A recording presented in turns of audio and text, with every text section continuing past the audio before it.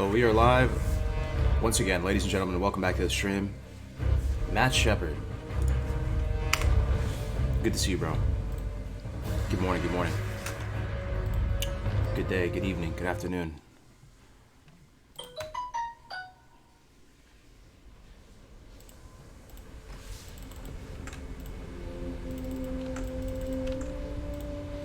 All right, we're set up.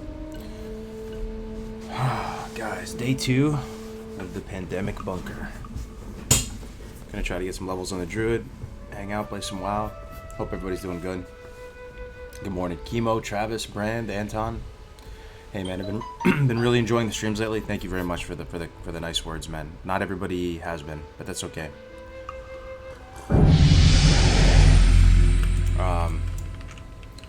Definitely received a good amount of pushback on you know, talking about coronavirus like crazy and stuff, but I don't really want to change the course just because that is definitely what's on everybody's minds right now.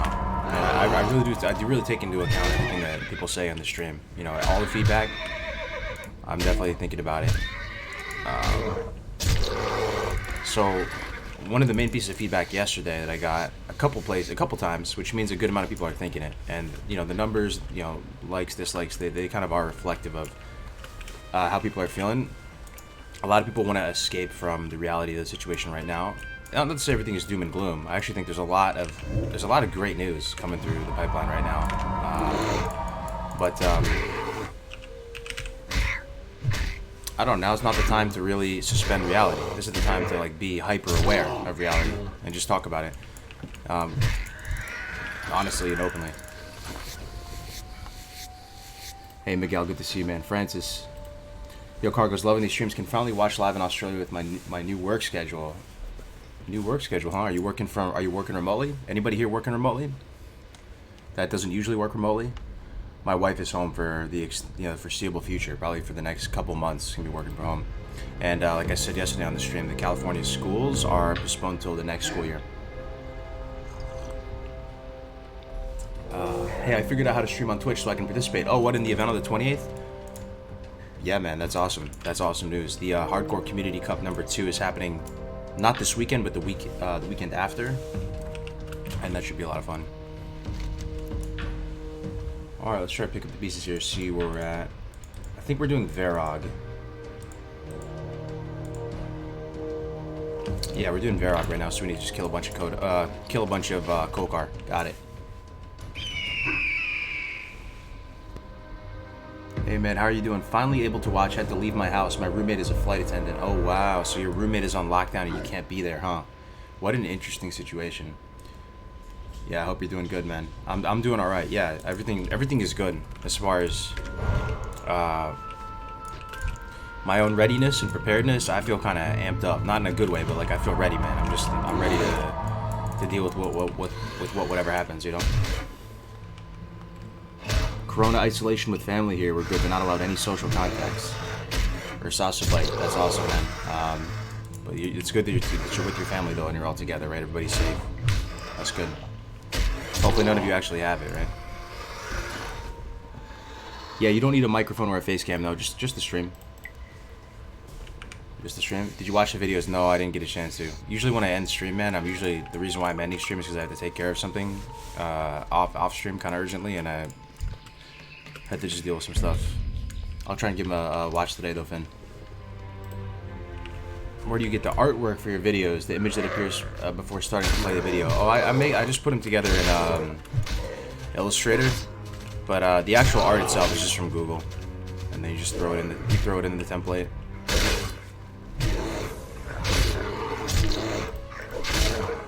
Will you play Battlegrounds in real life for WoW? What does that mean, bro?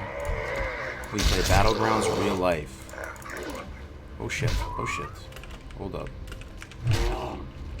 Dude, this is threading the needle right here. Kolkar, Centaur all around me. Alright, we're good. It's something go on. What was that?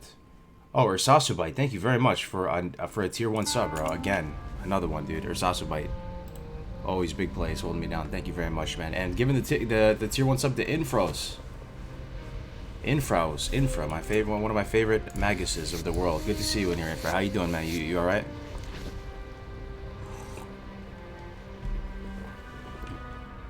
Did you end up killing Ghost Wolf near Thunderbluff? Yeah, we avenged him. Pink Flamingo 28, good morning, good morning. Good to see you. Good to see you.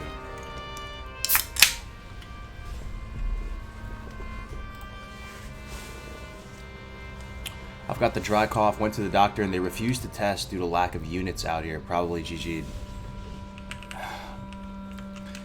You'll be alright, man. I know we joke around about being boomers and stuff, right? But we're all pretty young. Even if you do have it, like, right? Even if you do have the coronavirus, it's probably not a bad time to get it because the healthcare systems haven't fallen over or anything like that. You're probably gonna get good care. You know, stuff hasn't really spread too much. Just look at it as a cup half full type of thing. If you do get it, you know, you're probably gonna get some degree of immunity for, they're saying at least a year, most likely. Again, there's a lot of unknowns with this thing, but you know, even if that is the case, you'll be alright. Because most of us are, you know, relatively young here, right?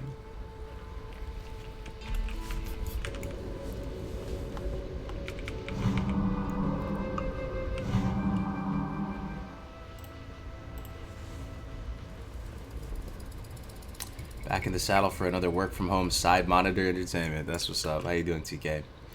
Hey, Carvers, haven't been able to watch a lot lately. Your schedule hasn't matched mine. Did the Rogue die? No, the Rogue is still alive. He's sort of our anchor here. So just in case all of our other characters go to shit, we still have one decently high level. I think he's 26 or something at the moment. You know, he's getting a little bit rested. He's chilling out.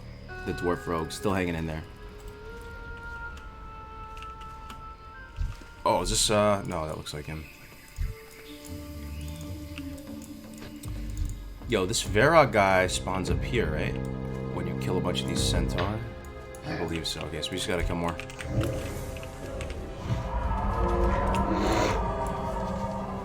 Z Gamma with the Twitch Prime. Thank you very much, man. Starting the stream off strong, guys. I really appreciate it. Or South Subite, Z Gamma. Welcome, guys. Welcome.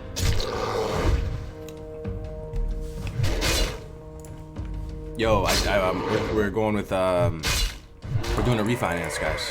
It's already been decided. We're talking to our lender, and it's pretty cool. Doing a refi. First time going through that process. Save a couple $100. Be good. I mean, if you were like a hunter in real life, will you play Battlegrounds? If you were a hunter in real life, I mean, that's like a war, right?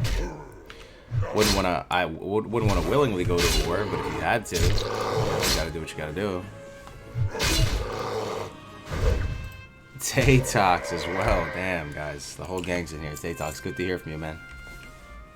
Gifting a tier 1 sub to... Who got it? Wolfpack Pork Chop. Welcome, my man.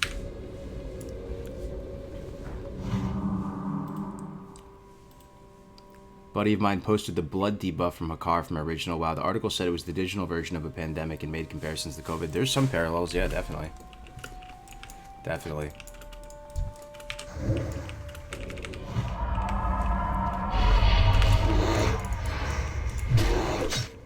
Whoa.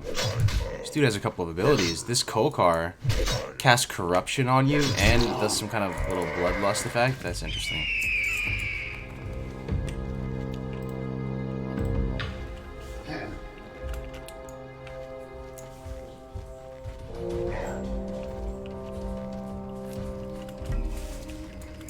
But yeah, man, it seems like everything is, everything might be getting a little bit better in Italy, guys. I don't know if anyone's from Italy, but I was watching the news, some of the news today and some of the reports today. They're saying that like places like Lombardy and it's northern Italy, they got the most affected, but they're starting to experience the first decline in the infection rate. So that's amazing news, right? Fingers crossed. How many times have you had to restart? In terms of other characters, I think we've probably done 6, maybe 7 characters total. It's, yeah, something like that.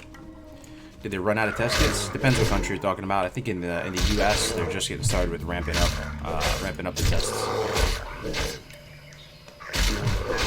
What up, Max? Good to see you, Ripper. How you doing, man? Highest level has been 35 so far.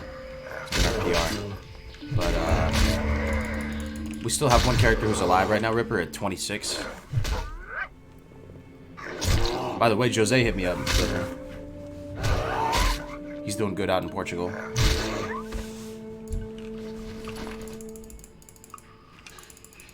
I live in Raleigh, North Carolina. We got 17 plus more cases. Everybody's going crazy here. Damn, dude. I'm signing up for the community event. Let's go. What's up, James? Yeah, guys, I will show the Discord real quick. We have, did anybody here watch the first one? It was pretty fun. And this second one should be even better. It's going to be on the 28th. Oh, Loretta's in here, too. What's up, Loretta? 28th, which is in 2 weeks. We're going to do another one. Hopefully get our mind off all this stuff. Do another tournament. Should be a fun time. Mod Lars with the 5 bits. I have no idea who gifted me my sub, but I just wanted to say thanks, my dude. Thank you, Mod Lars, for always hanging out with me, man. That first tournament was the first of your streams I watched. Oh, wow, okay. Yeah, it should be a fun time. We got some casters going. We also have... Yeah, there's some exciting stuff planned for it. And then after... Guys, get hyped for this. After this next Hardcore Community Cup, we're going to do something called the Lord of the Rings Challenge. And I'm not even gonna say what it is. Because that's part of the surprise of it. It's only going to be a couple hours. It'll be the following weekend. And people can sign up for it. And it's going to be a mystery until the day of. But trust me, it's going to be a lot of fun. It wasn't my idea. It was Ale's idea. I got to give him credit for it. But it's an amazing idea. It's going to make for really fun time. Dockin TV in the house. Good to see you, Dockin. How you doing, man? You hanging in there? I heard Philly had a lockdown order too, Dockin. Is that true? It seems like every place is locked up now. Naked Gnome run to BRD? No, not quite.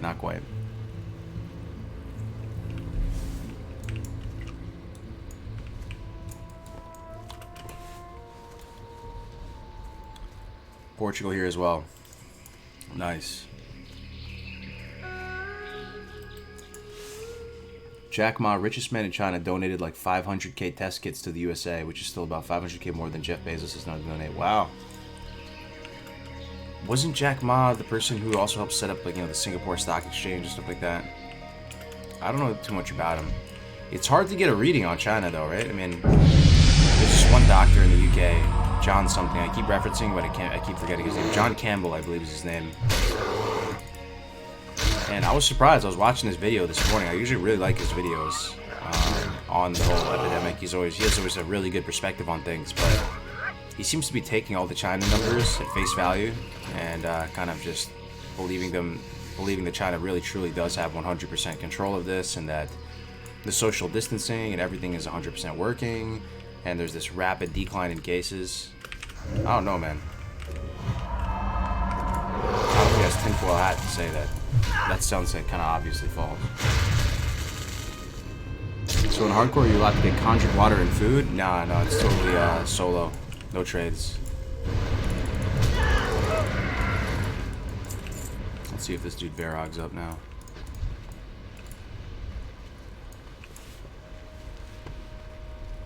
Oh, he owns Alibaba. Yeah, dude, Alibaba's huge. They said this morning that Philly will go under lockdown. Damn.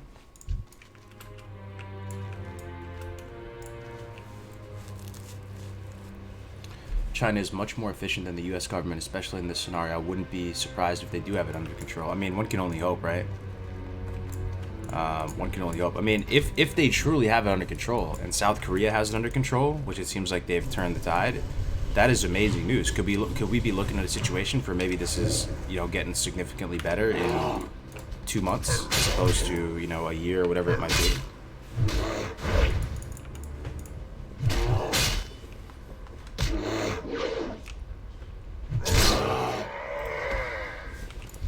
Wouldn't Hunter be the best for this? Yeah, we've played a bunch of different classes in hardcore. We've been switching it up. After one dies, we'll play a different one. Hunter's definitely good. It's hard to say if it's the best. They don't really have self-healing or anything. Hey Cargos, I appreciate your content, but I'm curious if you stream any endgame PvP or PvP.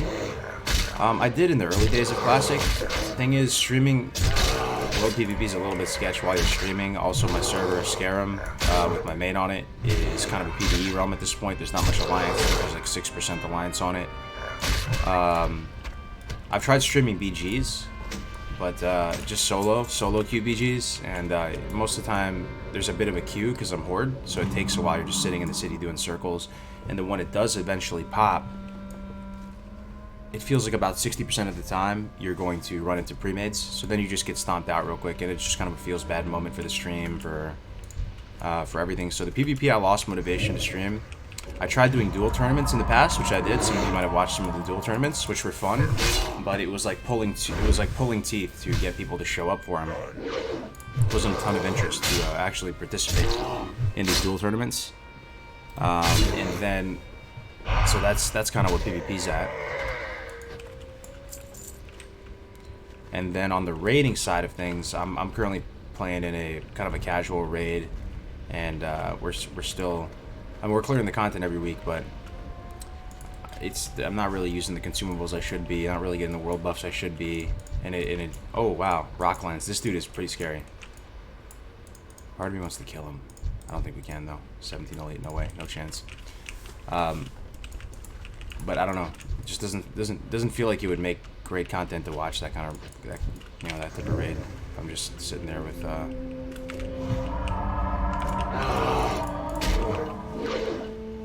COVID-19 effect on the economy is going to be the most damaging, I believe. Imagine all the people in the U.S. living paycheck to paycheck. Oh yeah. Oh, I hear you big time on that, man. It's just amazing to me. Thinking, you can think about any industry. Any industry.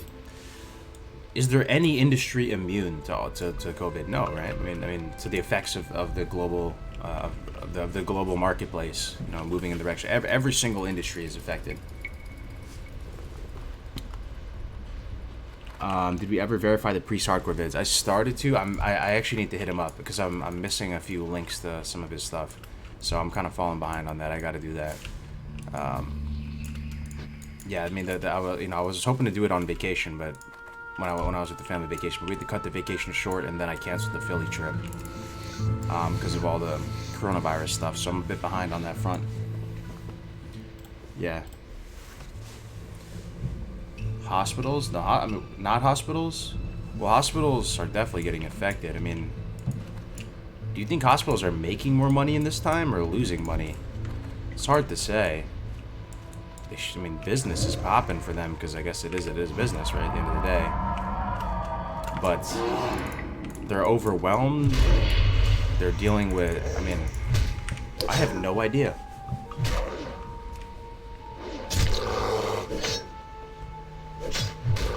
Was this always meant to be hardcore? Thought that you've taken it to level 60 during lockdown? What do you mean by that? Sorry, I don't understand the question.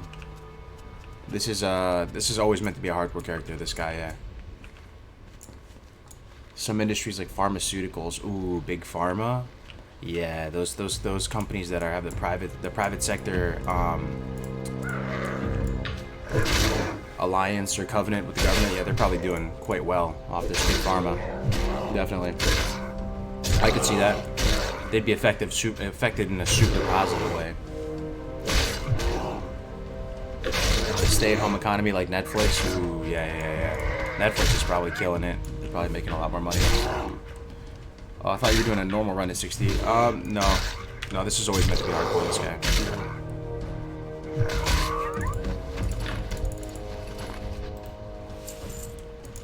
Is there a page that shows the rules used for your hardcore characters? Absolutely. I'll link it for you, my man. It's a Discord, actually. The Discord has been growing really, really nicely. It's slowed down a little bit. For a while, it was growing, getting hundreds and hundreds of people per day. Let's see what it's up to now. It's 2650. It's a good amount of people in the Discord. It's pretty active in there. People stream, talk about hardcore every day. Good community, really nice people, nice folks. Best race for Rogue in TBC. In PvE or PvP? I'm assuming you're gonna talk about PvP. In PvP, the best race for Rogue, and this is the opinion that I'm regurgitating from talking with multi-glad, multi-class players from TBC. The best race for Rogue is Human in TBC for PvP, and it's mainly because of the perception racial. Allows you to win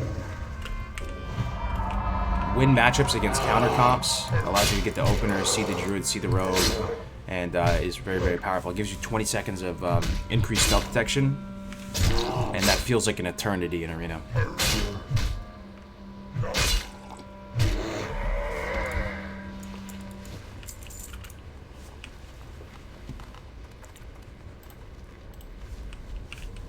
Game sound kind of loud and voice kind of low, or just you.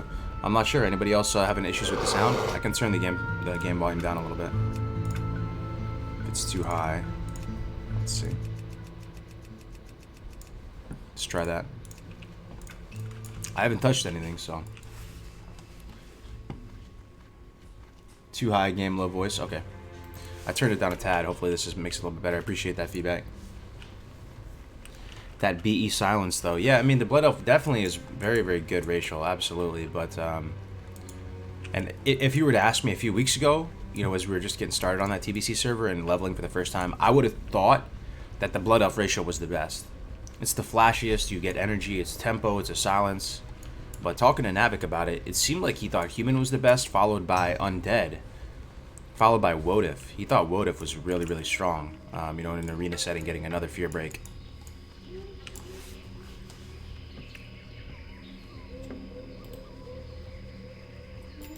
Yeah, and yeah, another thing too, I saw some, have you guys been seeing these YouTube videos by musicians or artists, whatever?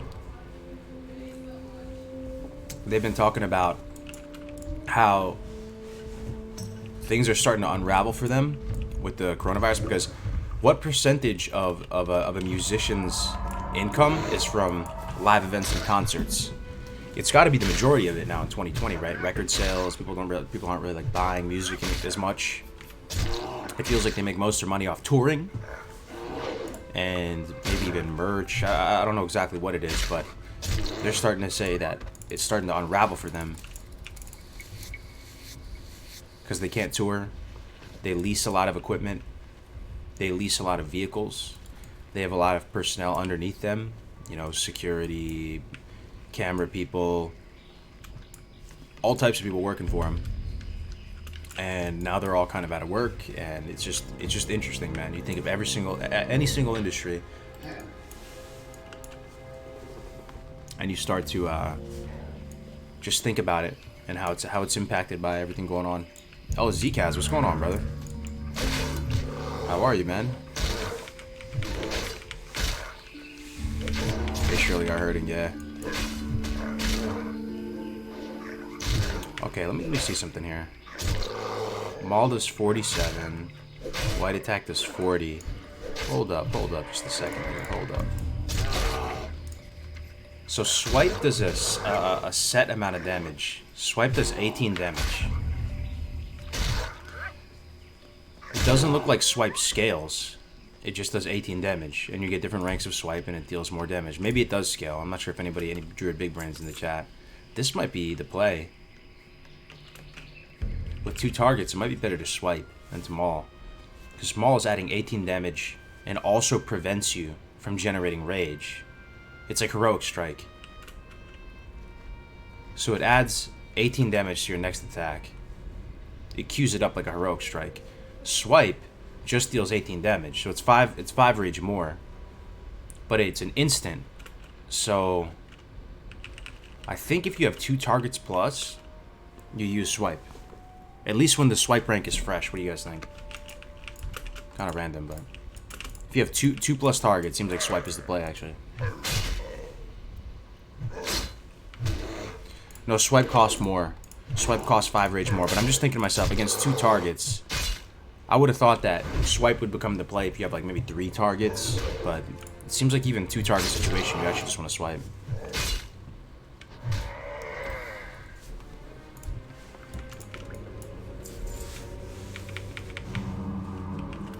Watched the VOD from last night, the convo about which class you would be IRL had me dying. Oh yeah, be a Hunter real IRL.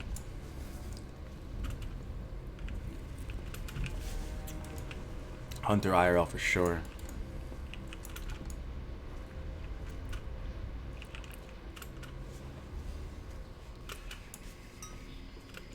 Yeah, hopefully I have some big packages coming today, man. I hope they get here okay. I ordered a generator, as I told you guys before. It's a dual power generator, so not only does it get powered through gasoline, but is also propane as well.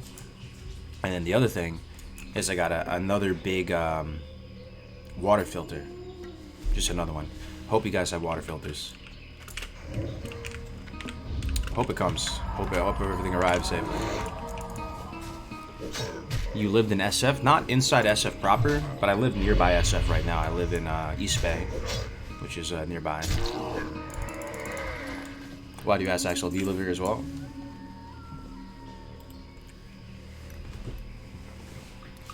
It may cost more, but since you don't get rage, wouldn't it even be better in Swipe's favor? True. That is actually true, because what is the opportunity cost of you know, you actually might be right, man. Even single target? Dude, now you got me excited. Let's try it out on this Lost Barons Kodo. Let's try a swipe rotation on a single target with no maul. Let's see how it feels. These guys are usually pretty chunky, you know?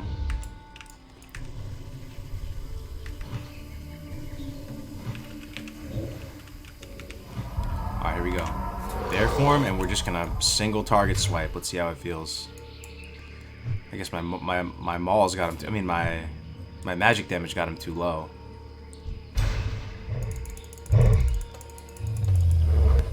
Let's try it again on something else. Alright, this giraffe. Giraffes are pretty meaty. Let's try it out. Single target, swipe versus maul rotation. So, smacking him for like 37. We'll just see how it feels. Kind of a gut thing, right? There's another one. Maybe we can run a timer too. Test it out. Kill speed timer. Now we have to find another giraffe, ideally, to avoid the whole sample size of one meme.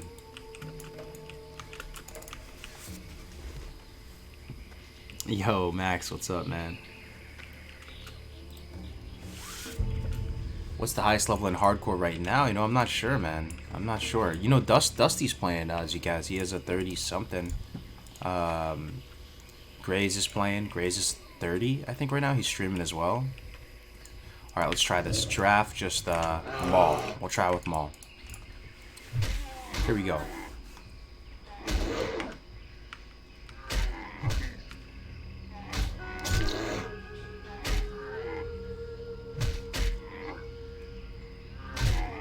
Hard to say. Kind of feels faster with maul. You know, one thing that's interesting, though, is if we had ferocity, if we were in feral? No, it affects both maul and swipe as well. Yeah, I don't know. It's tough. It's probably comparable. What do you guys think? Do you think single target swipe? Is there any world where single target swipe is better? Yo, what's up, Arcade Mage? Good to see you, bro. Jade in the chat as well. What's up, Jade?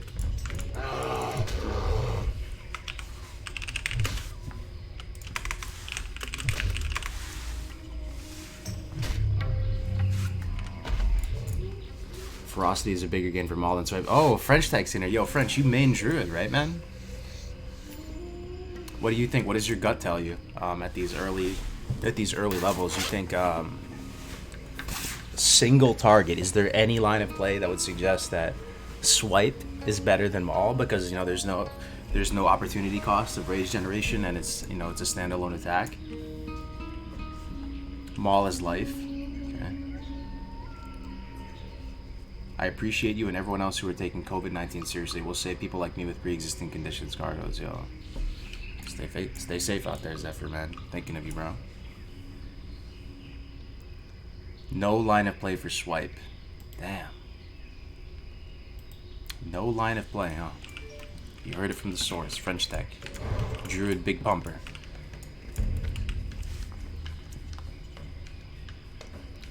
Need to factor in maul giving the auto a higher chance to hit. Oh, does it?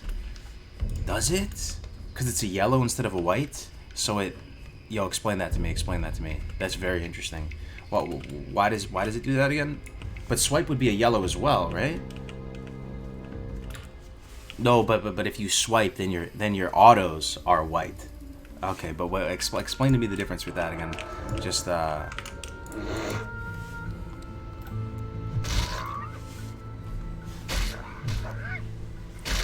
you think if Blizz goes to TBC, they'll keep things like jump skips and Coilfang dungeons?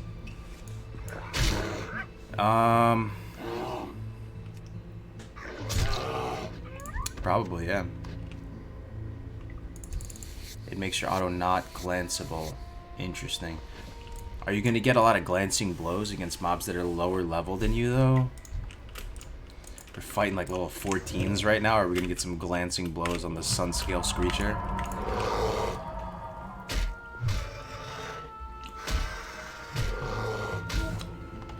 So, to answer your question, Polo Bear,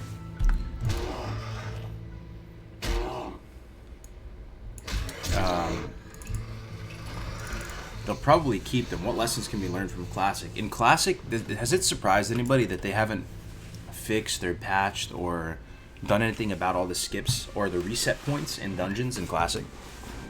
Pretty much every dungeon has multiple ways of resetting the mobs. What do I mean by that? You botch the pull, something bad happens, and you just jump on a little pillar or something, and everything bugs out and resets.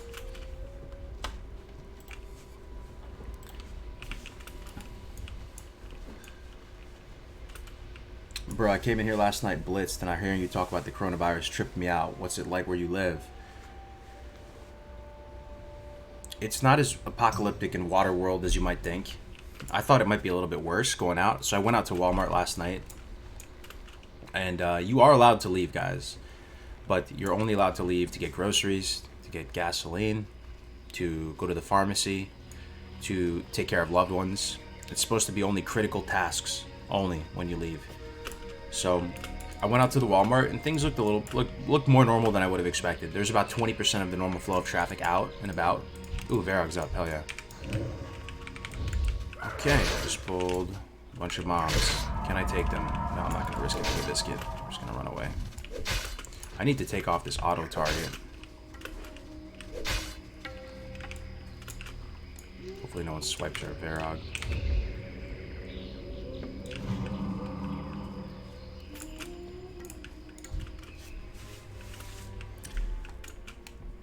What was I saying though? Oh yeah, so I went to Walmart. Definitely a lot of stuff was taken. Meat-wise, eggs, toilet paper, paper towels, but people were pretty civil. There were still cars out on the road. Mickey D's was still open, right? A lot of stuff was closed as well, though.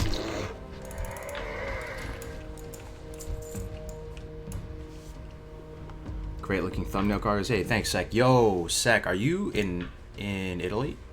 Somebody was saying that you might have been from Italy, bro. I've been dying to get some first-hand accounts of people who are in Italy right now who can give a little perspective on everything. Bro, do you even sleep? Oh yeah, I slept. It's been a minute since I've streamed, man. I streamed, you know... Oh, I guess... No, not really. I streamed till like 2 a.m. and now it's 10 a.m. So, but I got a full night's sleep, yeah. Demise, how's it going, man? It's going good. It's going good. I feel ready. Feel prepared. I feel dialed in. Feel focused.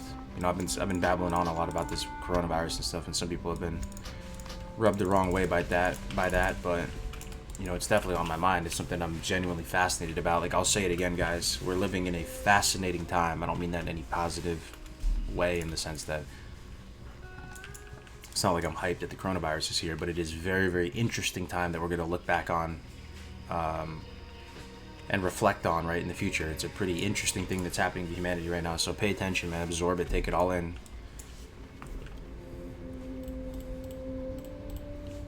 I'm in Michigan. Went shopping last night. Lots of stuff missing, but generally people were being really chill. A few people had masks and gloves on. Yeah. Sounds about right. Sec is from northern Italy, Milan. Holy moly, dude. It's been kind of an ominous thing, Sec. I've been, you know, you generally, when I ask the chat, and we have a couple hundred people in here, I ask where everybody's from. I say, is anybody from Germany, anybody from Italy? Usually a few people chime in from any region that we're asking about. And nobody has said they're from Italy for the past couple days. It's been kind of ominous. I'm glad you're here, man. I mean, if you feel so compelled, you know, or if you don't mind, what is your take on things, you know? So northern Italy, guys, is like the most affected region of Italy.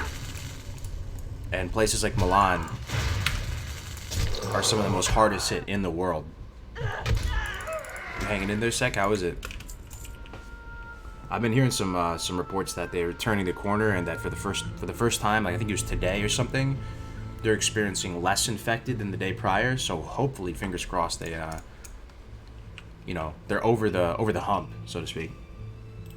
Yo, Taichi, good to see you in here, man. Ah, yes, finally some good entertainment. Taichi hanging in there in Germany as well, dude. How's it going? No Enrage. Oh, I have Enrage as well. It's right here. Have you looked at the servers for the tourney? EU servers hella populated. Yeah, Tactics was telling me about that as well. Maybe we can switch to a different realm if you guys think that's that much of an issue. I've received that feedback a couple times. Let's just finish off Centaur Bracers while we're here.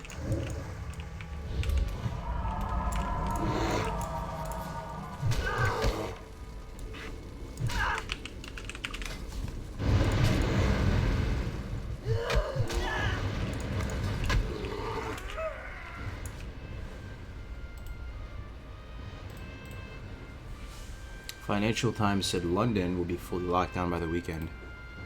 Yeah, fully locked down in what sense?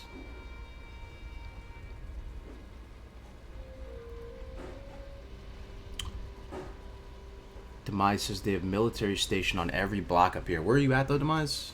What is it, guard? You're in the States, right? That right, Demise? Italy has a really large and old population. That's why people are dropping dead in masses. Also, Italy doesn't have that strong healthcare system and economy. It's hard to say since I don't, you know, I haven't been over there too much or anything like that. I went to Italy and went down the Amalfi Coast years ago, but they have a decent. I mean, it's still, you know, a pretty advanced healthcare system, and comparatively, even to places like the UK, they had a good, decent number of ICU beds, critical care beds, comparatively to other nations. I think they had 12 per 1,000 people, which was considered pretty decent. I think the UK had about nine ICU beds for per 1,000. So that's why the UK was a little. People in the UK were pretty sketched out because they're saying Italy was hit so hard, and they actually are kind of more like better positioned than we are in terms of how many ventilators they have, how many critical care beds they have. Wish I could send a photo, but it's not too bad, brother. Oh, well, that's good to hear. That's good to hear, man. It will be decided this evening if Germany goes into full lockdown, but I've been living like that for years, so I'm good, lol. Yeah, we joke around about it past couple days. Us Classic WoW gamers, we're very, very skilled in the art of social distancing. It comes very naturally.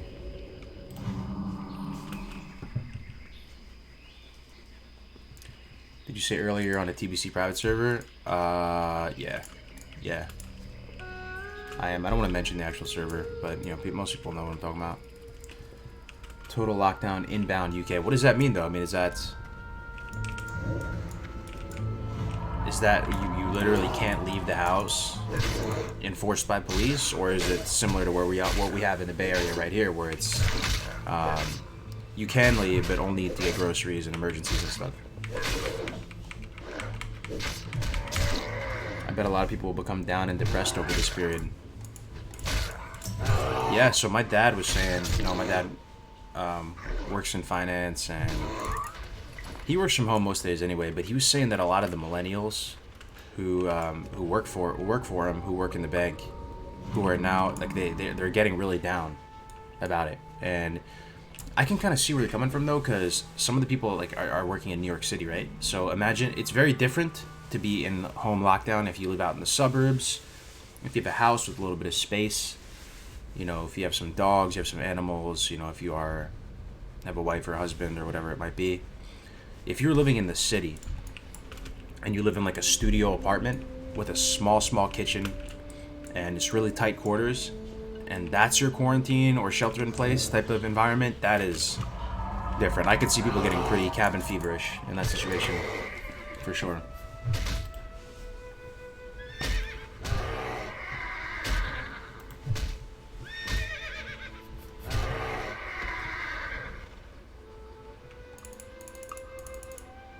Hello from Greece. Oh, Badiva, what's up, dude? Good to see you back in here. UK governor pushing legislation through right now to make it legal to stay indoors. Cordy, what's up, dude? Are you in the UK, Cordy? No, you're. Are you? I don't know if I ever asked you that. Make it legal to stay indoors, so you have to stay indoors. Enforceable by a fine or penalty, right? The economy will also depress people, yeah. So I don't know if you guys heard about this, who most of you are living in different countries. Yeah, America is strongly considering $1 trillion, injection of cash into the economy, and they're gonna give every adult American, likely, it's not confirmed yet, I don't think, but they're likely gonna give every adult American $1,000, and I think that's a pretty decent idea. What do you guys think about that? I mean, some people say you can't even pay rent with $1,000. That's probably true, but you're not going to use that $1,000 to pay rent. You're probably paying rent is probably going to be the last prio. Paying mortgage or rent, you're going to be getting food and stuff like that. But with $1,000, you can keep yourself afloat. You can. You just have to be pretty frugal. I think that's probably. I mean, that's a good look.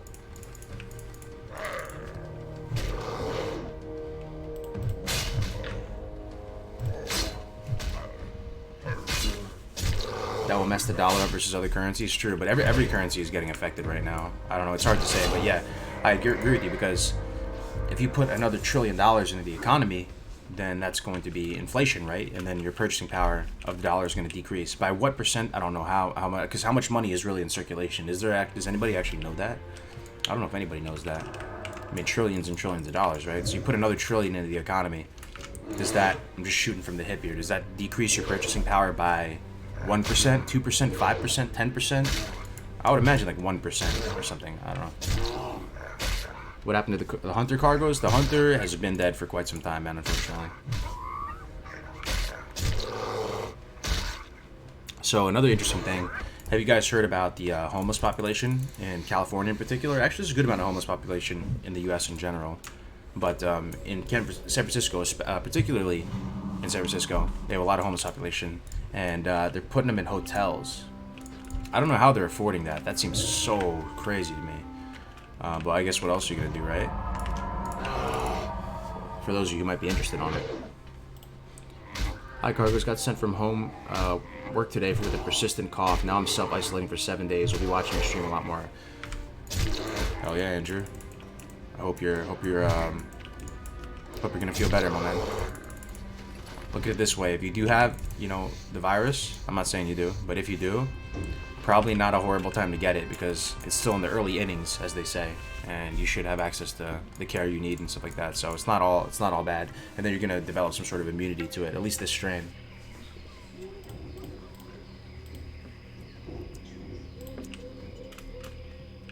Yeah, I get a lot of sleep, absolutely. Hotels are empty right now. That is how. Ooh, good call, dude. I love the hive mind. That's so true. That is so true. And I said this yesterday on stream. I'll say it again. I didn't even think about this, guys. So, literally pick any industry. We can just analyze it together and think about how it's going to be impacted. So Uber and Lyft. How many people drive Uber and Lyft in America, at least, and internationally? Probably hundreds of thousands of people drive Uber and Lyft as their main source of income. Or not even Uber and Lyft. What about just regular taxis? If everybody's locked down, then nobody's taking taxis, nobody's driving Lyft, nobody's driving Uber. So that's a whole nother part of, that kind of gets GG'd by everything.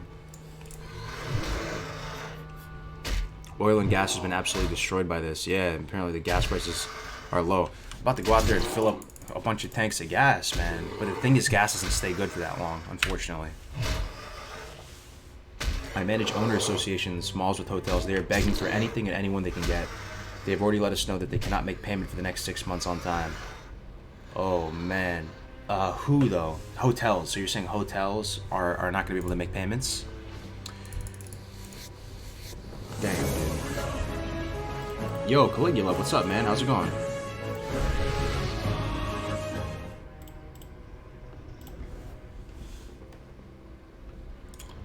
Did something happen just now? Oh my god, no way. Lazanta, dude, I have to get you back ASAP. I'm actually gonna make a big ass note for myself. Host Lazanta as soon as humanly possible. I'm legitimately writing this on a notepad. Humanly possible, exclamation point. Lazanta with the 210 viewer host. Bro, that is a life-changing, game-changing, massive host. Thank you very much, dude.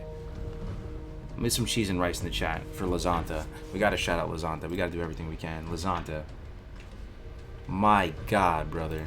That is a sick host right there, Lazanta. Absolutely sick host. If you're on YouTube, guys, watching this right now, we got about 300 people on YouTube. Do me a solid, man. Go toss a follow over on Lazanta's channel. Just hooking me up majorly right now in these trying times. You love to see it. Thank you very much, Lazanta, bro. Hope you had a good stream. Oil is down because of OPEC flooding the market, not Corona. I don't even know what that means, bro. It's too big brain for me. OPEC is what the organization that manages all the gas and oil and petroleum and stuff. It's a bunch of UAE countries in it and stuff like that. That's what I think it is, at least. Anyway. OPEC controls oil. Yeah, there you go. Hey, Gargos, I just respec my 48 Paladins and AoE spec. Where are the best grinding spots to try out? 48, huh?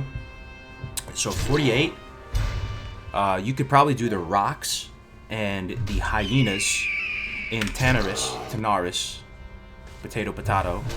You could probably do those pretty good, pretty comfortably. They may be green for you, but depends what kind of level of gear you have. You're rapidly approaching the hinterlands point. You probably would be able to do Skull Rock in the hinterlands and all those troll ruins of the oozes there. Those are fantastic because they do not run away from you, so they're going to sit in your consecrate till they die. I utilize that spot. Hinterlands, beautiful area, aesthetically very nice looking place. So you can go to Hinterlands and chill there, crank up that music and ambience, and then pretty much just cruise on up. And then you're gonna go to Sorrow Hill, most likely in Western Plaguelands, and then finish up in Dawson's Tears. So enjoy the Hinterlands while you can, all the nice looking foliage and ambience and all that before you have to go to the spooky Plaguelands. You heard about the guy dying as a hardcore 59 warrior? Yes, I watched that. That was painful to watch, man. You hate to see it. Can you guys imagine that? Dying at level 59 as a hardcore warrior. He actually deleted it too. What is he? Cynical Elder 1 with the Twitch Prime support. Thank you very much, brother. That is a new name. I'm guessing that's a Lazanta viewer right there because I haven't seen that name before. Thank you very much for the support, man, for the Twitch Prime. Appreciate you. Are people calling this the Blessed Run? No, I don't think people have been calling this Druid the Blessed Run.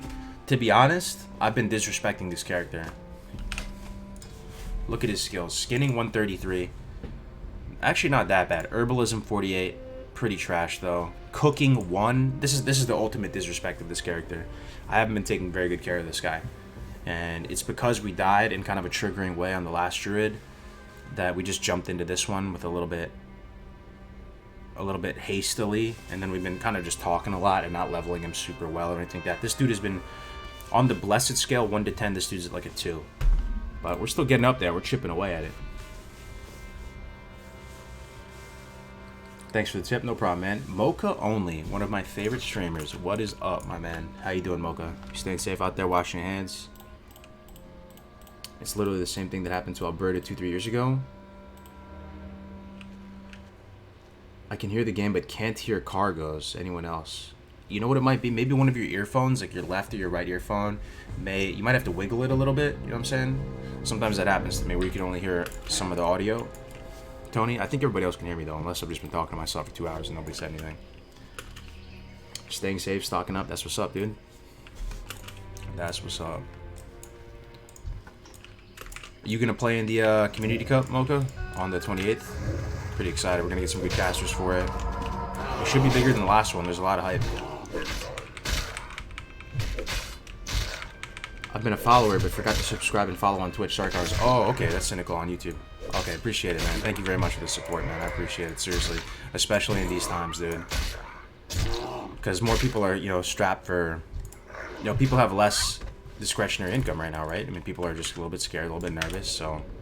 The fact that you're, supporting me in these trying times, bro, I really appreciate that. Depends on how long OPEC... Depends to step on oil's throat, to be honest. I would expect layoffs, small companies shut down. Yeah, I mean, a lot of things are being affected. That was one that blew my mind yesterday, thinking about Uber, Lyft, taxis. Um, Thing is, guys, what do you think about airports and airlines? The government can't let those fail, right?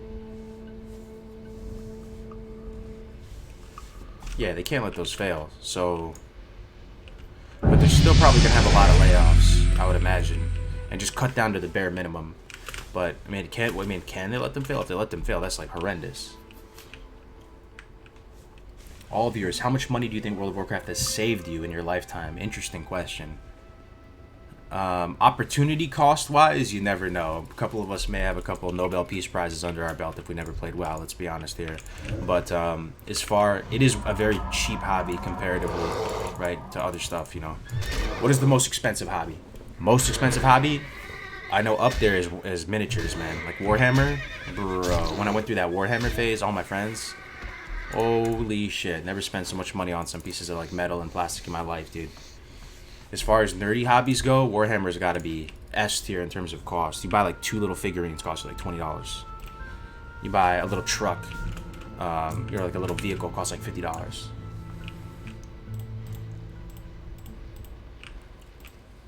Around level 13, would you recommend Barrens or Silverpine Forest? Depends, Latonk. So if you are a rogue, for example, rogues have to train up all the different weapons skills, right? So how do you get one-handed swords? You got to go to Undercity. So what some big brain rogues do is when they get to 13, they go to Undercity and they train swords. And then since they're already over there in Undercity training swords, they will just level in Silverpine and do the low-hanging fruit there in Silverpine, you feel me? And then they'll go back to the Barrens. So I remember when I was duo leveling with Tactics, that kind of blew my mind. We started off in Duratar, then we went to the Barrens for 1 second, got the Flight Paths, bought the Pharaoh Blade. You know Pharaoh Blade is the green sword. Bought those, went to Undercity, trained sword, equipped the Pharaoh Blade, slapped some stuff around in Silverpine for a little bit, hearth back to the Crossroads. So, yeah, that's definitely one way to do it. It has done nothing but cost me money. What World of Warcraft has? I mean, it's only $15 a month, though.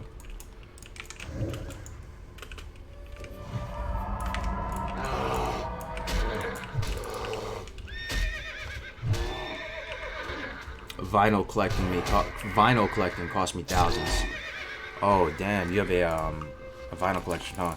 Yo, I saw this video the other day, guys, and it was talking about compact discs. Guess what year compact disc came out? CDs. Don't look it up. Try to just guess. Bro, our grandparents were called to. Oh, we have another member too. Who was that? Oh, Deuce. Elder, subscribing on Twitch and on YouTube. Thank you, bro. The double dip support. Thank you very much, man. You love to see it. You really do. Our grandparents were called to war. We were called to sit on the couch, watch TV, play video games, and we're bitching about it. Are we, though? Who's bitching about it? I'm not bitching. I mean, we're bitching about the world. Who's bitching about it, actually? Is there anybody bitching about that? I feel like we're pretty... Maybe because we're used to it, we're not bitching about it. Hopefully you don't think I'm bitching about it. I mean, I'm really appreciative to be in relative safety right now and to have the freaking hive mind here to be able to talk about this type of stuff. I'm not, you know, excited about the coronavirus or whatever, but I feel ready and prepared, and I don't know, man. Who's bitching about it? Who's bitching about it? I mean, definitely shout out to our grandparents, greatest generation. Yeah, you have to say, but. Yeah, I don't think anybody's been bitching about it in here, right? 1978, 1984. Yeah, it's 1984. Some people around you. Oh, okay. Gotcha. Yeah, I mean, we live, dude. We are very, very privileged, and I don't really use that word that much in like some kind of SJW sense. But we are, though, in the sense of just we have so much amazing stuff around us. Like, we have the internet, we have videos, we have, you know, the fact that I can go on my iPad and pull up Discord and talk to you guys in a Discord channel while streaming, you know, at the same time, while moving and going to Mickey D's and getting some food or whatever it might be. Sometimes, you guys ever have those moments where you're just walking around and you just go, wow, I'm living in the future. This is amazing. How can I actually be doing this right now? I have those moments all the time.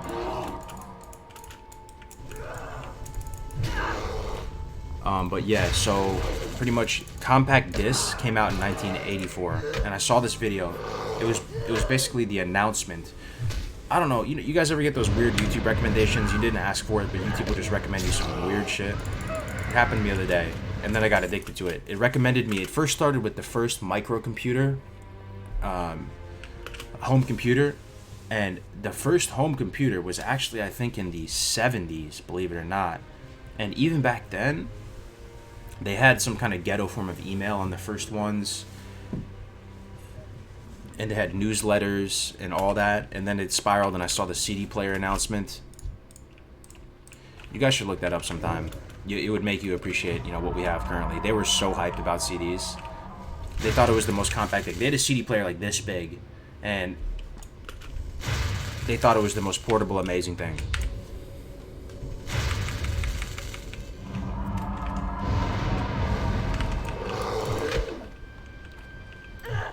You get to tell your kids you're older than Google. True. One of the first portable Sony computers.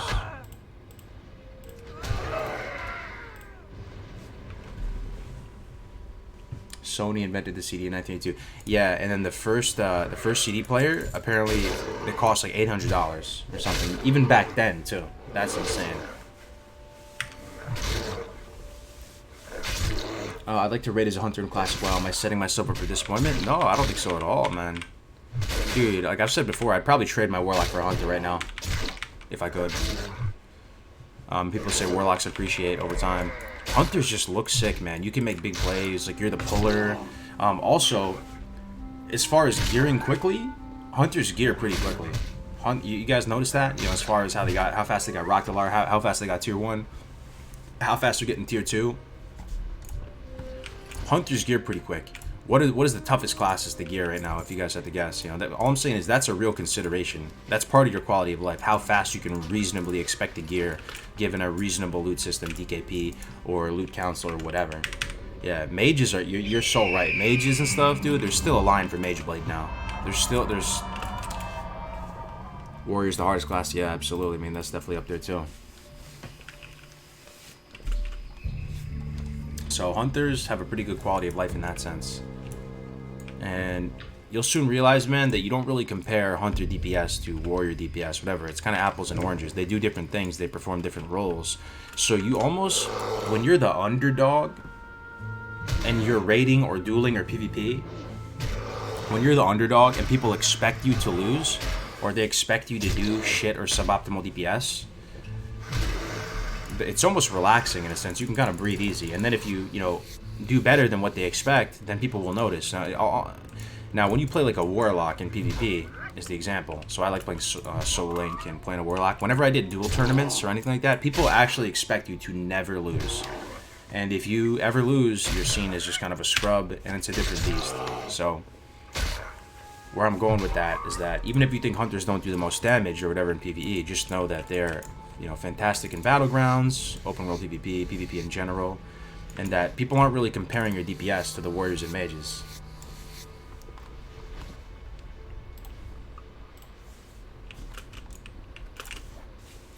The problem with Hunters is their damage plateaus in later gear, but that's, it's not necessarily even a problem. You can still be competitive.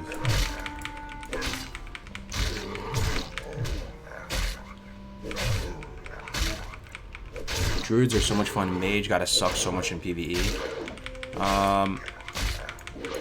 Why? Because it's just the Frostbolt spam? Holy shit, I'm kinda low. Kind of low here, boys. We'll be fine.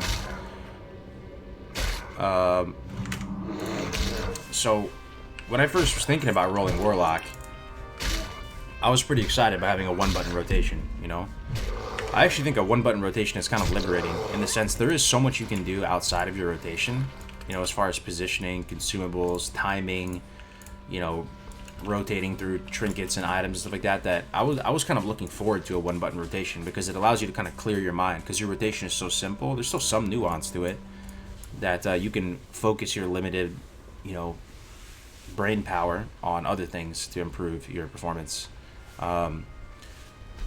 So I kind of see the Frostbolt spam as an amenity. I don't know. Most people would probably see it as a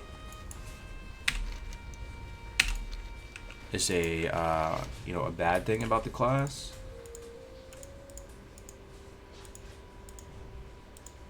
What am I looking for? Oh, we need another Centaur Bracer. That's it. Okay. But yeah, I kind of see it as a positive because it's so chill. Like, who here raids with something going on another monitor? I know a lot of you guys do. I normally raid and I'm usually leveling on another monitor personally because we're not doing big. If we're doing a speed run or something, a big clap night, 100%. You got to be dialed in. You got to be focused. But if you're just casually clearing through the content and just killing the bosses, and there's a lot of downtime, they're doing loot council and they're handing stuff out. I like to chill and level another character. So when I have a warlock or something that requires multiple button rotation and to be effective, it's kind of you kind of wish you were a mage. I kind of wish I could just put like scroll up on the mouse wheel Frostbolt. Sorry, my dog. I think there might be a package outside. Give me a second.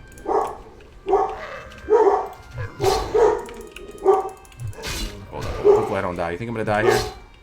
Probably gonna die here. This is a very sketchy place to AFK. Sorry for the barking. 1 second.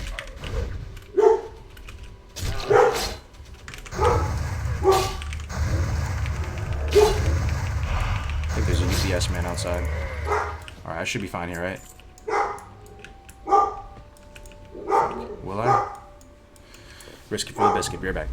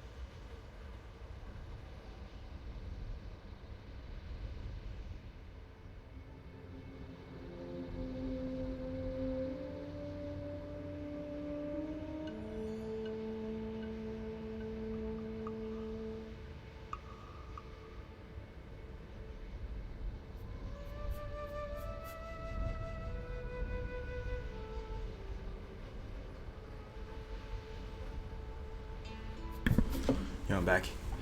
Guys, good news. My generator came. Show the dogs. I can show one of the dogs. They're right here. 1 second.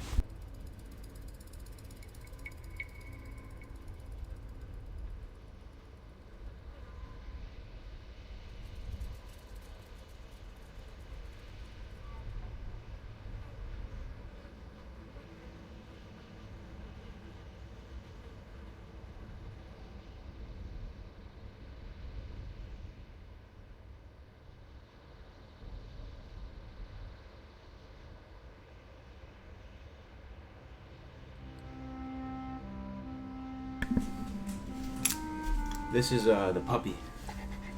She's a puppy. She's a puppy. She's 1 years old, which is still puppy. Up until they're 2, they're pretty much puppies.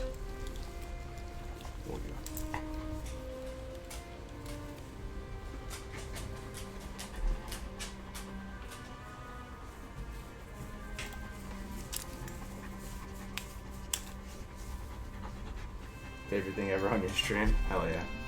She's a cute one, man. Oh yeah, she's wiggling around. I want a pet so badly, dude. She is very fluffy. Her coat, so nice. The other one is kind of got more coarse hair. Her hair is super soft. Yeah, emo for dogs, definitely, man. Yeah, this is Vala. I call her Vala Bear. What's up, mama? What's up, mama? 15 kg. I don't know. She's about in pounds. She's about 75 pounds. And her sister, is about 100 pounds, but she's not like obese. Like, even though 100 pounds you might think is insane for a female German Shepherd, but her dad, the big one, so my larger girl, her dad was like 130 pounds, and the mom was like 100 pounds, so she like huge. I saw a picture of the, I didn't get to meet the mom and dad personally because we had her shipped, but the last, her father was this humongous, like just square jaw, like absolute beast. Is that a purebred German Shepherd? Yeah, that is. Yeah. Both of them are. Big dog need big love. Oh, yeah. You gotta love the doggos, right? Level 99 elite with the 100 bits. Love for the puppy. Yo, thanks, man. In times like this, yeah, I love having dogs too, man. They just, that's their job. Their job is to, patrol around the property and just, bark and alert us if people are around, and they do an amazing job at it. They take their job seriously. They earn their food. They earn their food and water, and they love it. They're super happy about it. And like the UPS man, they will detect somehow that the UPS man is coming up to the house, like well in advance. Somehow they have some sixth sense about it, and we'll just alert, and it's gonna be good. Dogs are the real winners of COVID-19 because everyone being home. True. You just feel so much more relaxed when you have a dog, and they do add a lot of value. Gonna stock up on some propane. Yeah, definitely. So I have a couple already, but one's already hooked up to the barbecue, so I'm gonna need some more for sure. So that's the best place to get propane, right? The gas station. You gotta be careful. What do you say? A general rule of thumb is that property doubles value every 7 years. True, yeah. We bought it at a good price and a low, like, pretty much the lower end of the market in the Bay Area, because the Bay Area is insane. So things are looking good on the house front. Be careful how loud you say you have got a generator, bro. True. I mean, people can come try to do whatever they want to do, man. I'm ready. But a lot of people around me have solar panels, so if anything, I feel kind of assed out sometimes. Does anybody here have solar panels on their house? I should have pulled the trigger and got solar panels before. I don't know why I didn't. I just got kind of sketched out with this whole leasing versus owning. A part of me was thinking, yo, if I'm going to do this, you should just buy the panel and not do some kind of... Anytime people say, it's 0 down and you're going to get this, it just seems kind of sketchy. They were saying that there's some kind of... they have some kind of, like, lien on your house or something that'll interfere when you're trying to sell the house, or if you're trying to do anything with it. They come some special kind of hold on you. It was kind of freaking me out at the time, so I didn't do it. I kind of wish I had them, though, to be honest. Because if you have a solar panel and a battery right now, and the grid goes down, transformer explodes, that is super clutch. And here in California, like, there's tons of sun and everything, so we're gonna have a dog when we get a house. Yeah, definitely, man, definitely get a dog. That's the funny thing. I said it before on stream. I'll say it again. Every scary movie out there, horror movies, if you go watch them, you'll probably notice it from here on out. Once you have a dog and big dogs, you're gonna be thinking to yourself, they never have a dog in these movies, because if they had dogs there, it would be way less scary. The whole plot would be ruined. So many of these horror movies, the plot would be a non-starter if there was a big dog there. It's just fun. You're moving into a big scary mansion, big scary house. It's no longer scary. You get a couple dogs there. How often do you dust your game room? I should probably do it more. I haven't done it in a little while. I used to, though. I was used to do it like every week. Cujo. Oh, I remember that movie. That's got that was like the big Roddy, right? Or yeah, Big Roddy. The Big Roddy. I saw on BBC that stores and cinemas are kind of empty, but lines for gun stores is long. Oh yeah, makes sense. I assume all the gun stores are sold out. Oh, Saint Bernard, really? Saint Bernards aren't scary though, are they? They're. I feel like they're very friendly demeanor. They really made a movie about a scary Saint Bernard, huh? Saint Bernards are great though. Isn't that the dog that in snowy countries they'll use them to rescue people from avalanches, and they can pull people out of the snow and stuff?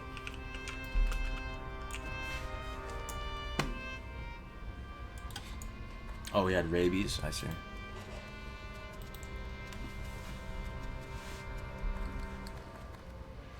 I don't know. My dog has been seeing something and barking in the stairs in the middle of the night.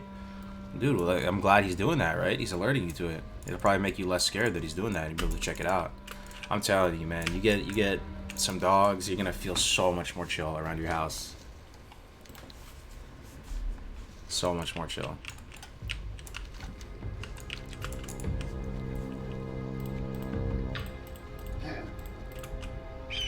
Because it's literally impossible to sneak up on a dog and they'll always hear or smell you approaching. Oh yeah, absolutely. Absolutely.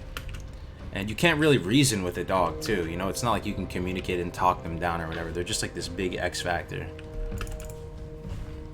What do you think of Druid? Oh, I like Druid. I've leveled Druids before. You still got that seer water from the Mulgore quest. Oh, damn.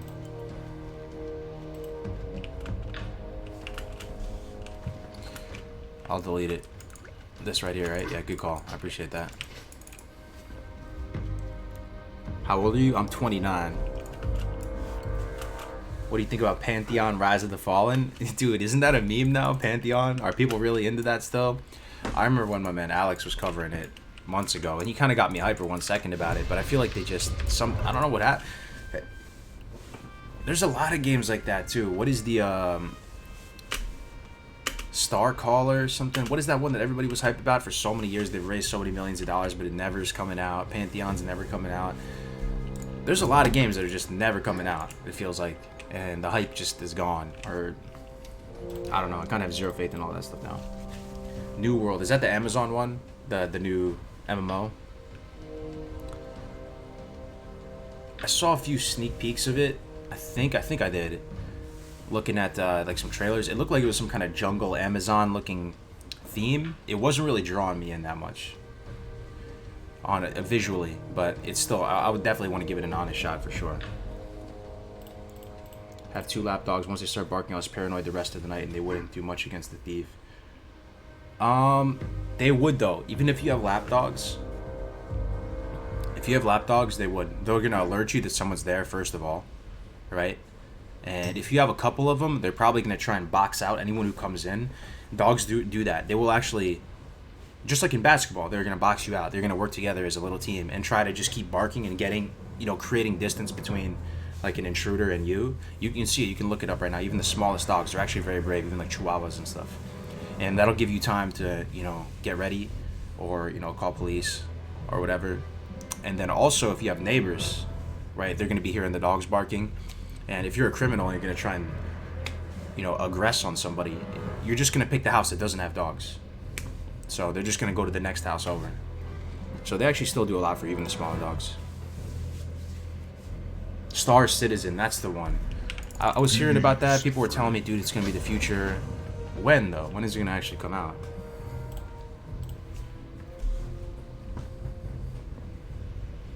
I have just sell our junk.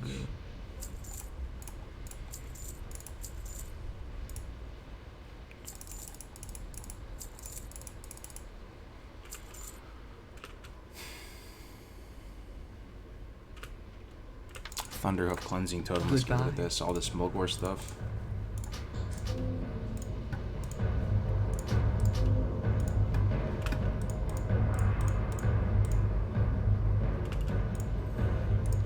Oh, we should probably go to Ratchet. We have some stuff to do in Ratchet. How may I aid you? Ooh. Nah, let's go to Ratchet. Maybe.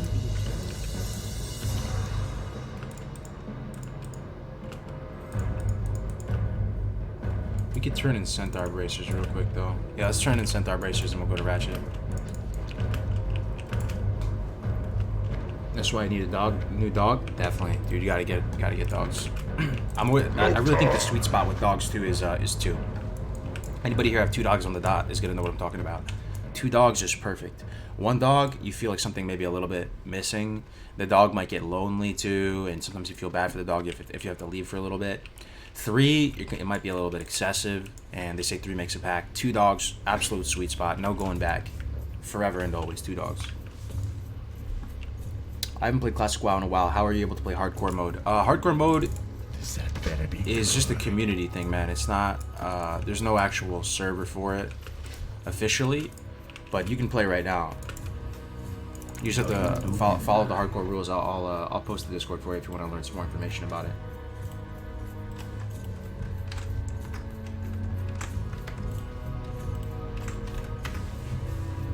Quick question on Druids. What do you mean when they say that the weapon is just a stat stick? So this weapon I have does nothing for me other than the stats. I'm not swinging this really. There may be some very, very niche situations where maybe you're out of form, you're stuck out of form, you don't have mana to go back into bear form, and you have to apply some sort of right-click damage. And then in that sense, it does do something. Also, the exception is that if you have something that has an on-use effect or some kind of effect, it'll have that effect, like a manual crowd pummeler or something. But this doesn't affect my right-click damage as a bear or a cat or anything like that. I guess I need to donate for you to answer, but I don't. Do you mind? I like your content. Do you think they will implement layering in Classic was a ship TBC even more? And I don't know if to continue with Shamiele or go Warlock. Thought? So I guess I need to donate for you to answer. Oh, sorry, man. I can't. I miss some of the chat sometimes. I like your content, thank you.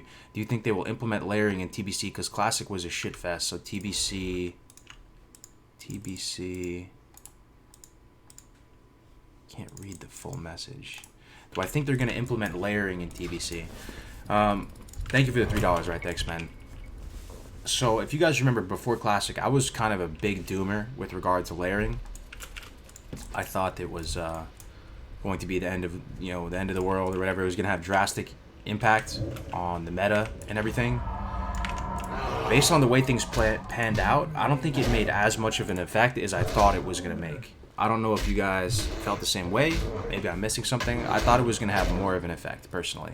I was sort of pleasantly surprised to see that it didn't ruin everything. And they did stick true to their word in the fact that they removed it faster than I would have thought Activision Blizzard would have removed it. They removed it after how many months? Maybe 2 months? Was it maybe 3 months? They removed the layering and then it was gone. Some people stockpiled a bunch of Lotus and a bunch of other stuff too. But, we are now, as far as from my perspective on this, the main thing that's deteriorating from Classic, from the ability for me to suspend reality and take the hardcore rating scene or the PvP scene or whatever seriously, is the ability to, I'm beating the dead horse here, but the multi-boxing thing does bother me, right? You're able to generate just tons of gold. Stuff like WoW token coming out would bother me immensely, much more so than layering. Stuff like just leveling characters so quick through this one pull mage meta where you're solo. You can level characters up to 60 in 2 days played. Totally AFK at the beginning of the instance for a couple thousand gold. You can do 1 pulls of Maradon. You can do 1 pulls of SM, multiple SM things. For some reason, this stuff bothers me. And that's going to continue to be a thing in the TBC. I see no reason why it's not going to be a thing. That same meta is going to translate into TBC in some shape or form. So I see that as a kind of a bigger issue than layering even.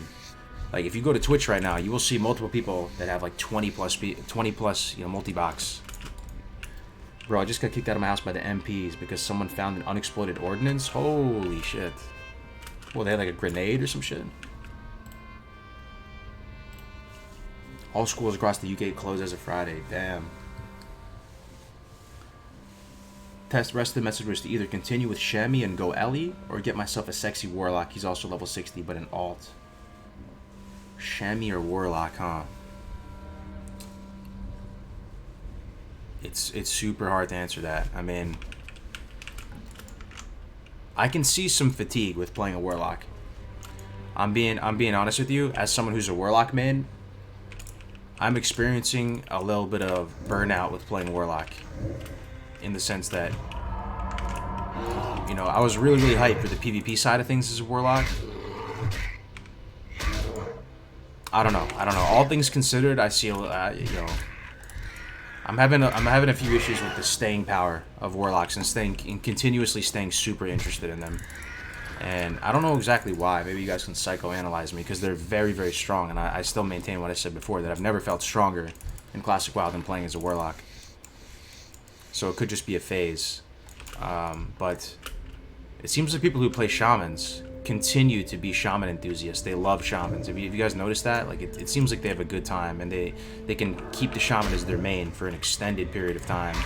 And there's so many different ways you can play the shaman. You can go Ellie, you can go and enhance, you can go resto. That the I would guess that the burnout on shamans is probably less than the burnout on warlocks. Locks get way stronger post CG and going into AQ and Axe. I mean, definitely that's true. So that could change some things around. You start getting some of the ZG gear and Bloodvine. True. It's hard to say why. Warlock DPS is going to go up a lot. True. The multiple lines of playing hybrids keep it fresh. Yeah, I hear that big time. I think part of the fatigue with Warlock too, man, on the PvE side of things, is you just don't really have the debuff slots to spare a lot of times, and I feel like there's some truth in what I'm saying. So maybe that's resonating with some of you. What you're feeling is similar to when you love a woman that you're not with, even when you have a beautiful woman in your life. The woman you're dating is great, but she's not the one you love. Damn, that's deep, bro. Level 60 lock, man. I think it's the rotation that kills me. It gets boring. Yeah. I mean, I hear you on that. So there's a few things that tie into it. One, you need a lot of consumables as a caster, right? I mean, that's one aspect of it.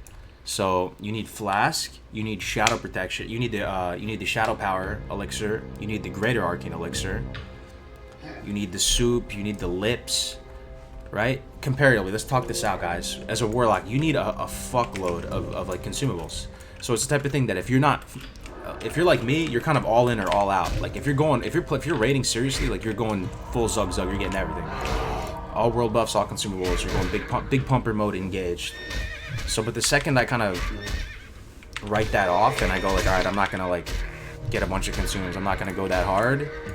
It very quickly starts to feel like a chore, and because you're so far from your max power level, and I don't know.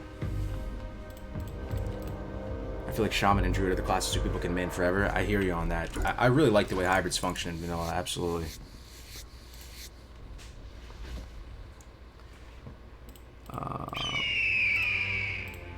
Just gotta wait for TBC for locks. I mean, that's a big motivating factor to want to continue to main the lock, because orc locks are probably the coolest thing to me in TBC. They look amazing, dude.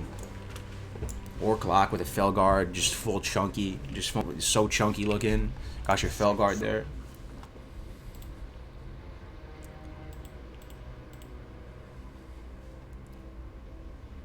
Still one button rotation. What is a Warlock in TBC? Yeah. I mean, it's not even the rotation that bothers me so much.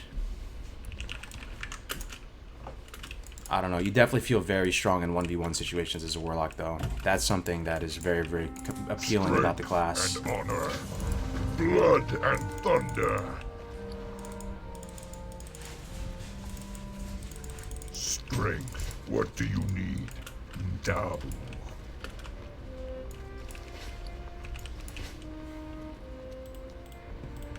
BWL is boring. Kinda is, yeah. I finally got my Devil Sword leggings and gauntlets. That's what's up, dude. Congrats. Hey, Cargos, have you often heard that accounts get actually hacked? Happened to me, but it seems like I get everything back the next days. You might want to just two-factor then. I haven't gotten hacked.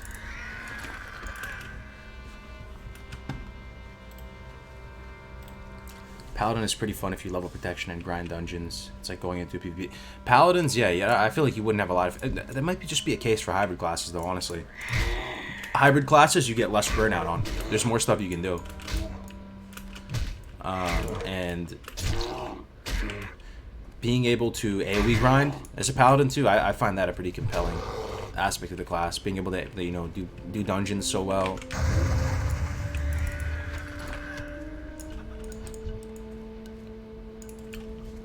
How do you feel about Priest?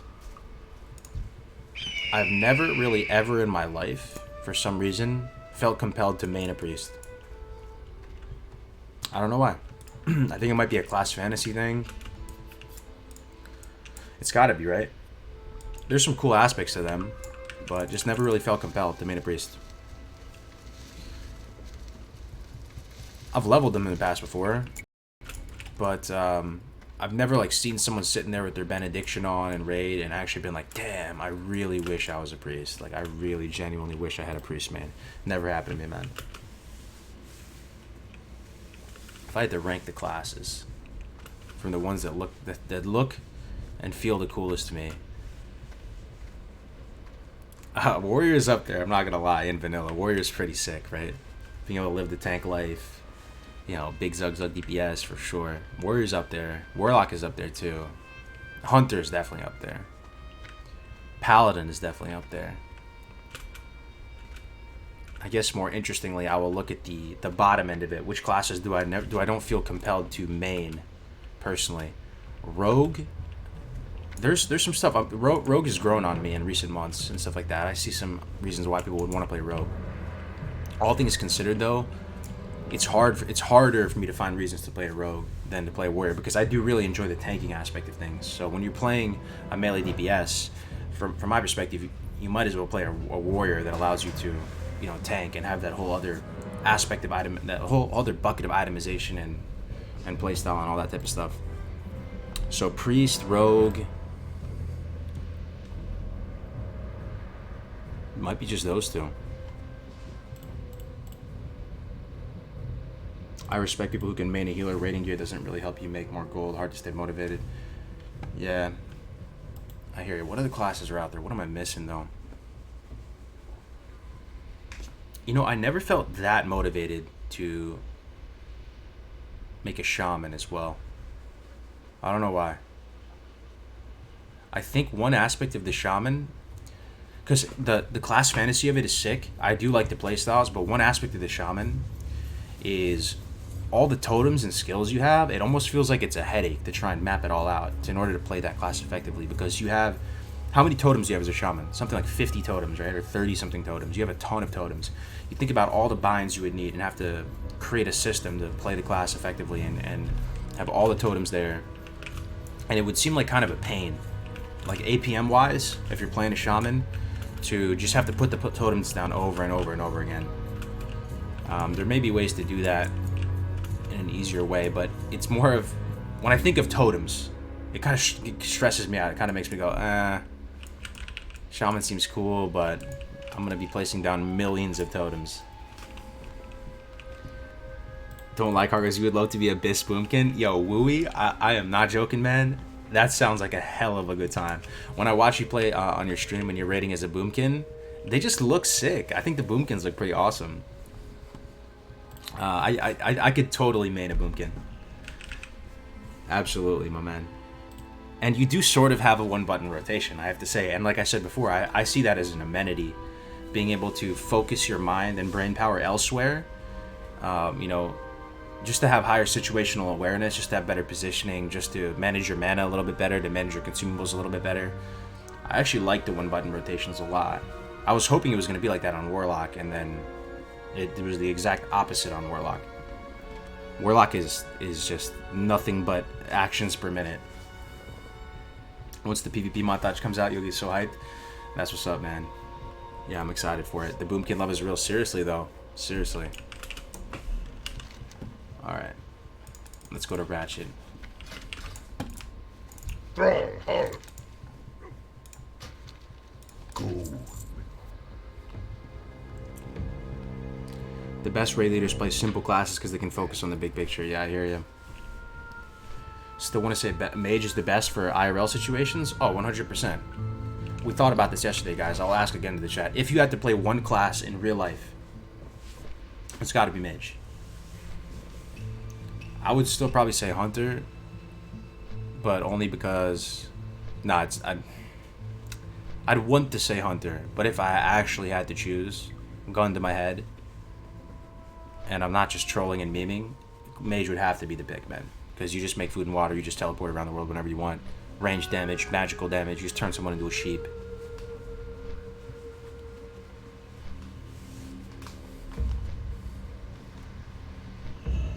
Yeah. Hey Cargos, I played Alliance for a while. I want to go Horde, but I don't know the leveling very well. Is there a guy that I could follow besides Zygor? Oh yeah, here you go, man. Wow, it almost feels like it's rigged. It's so perfect. Here is a website, totally free leveling guide on there. There you go, brother. What about Monk? That is a retail class, man. Druids can TP too, bruh. True. This is true. Also, Shamans can as well. So, you know, you can teleport to probably to one capital city or whatever you want to make the IRL comparison to.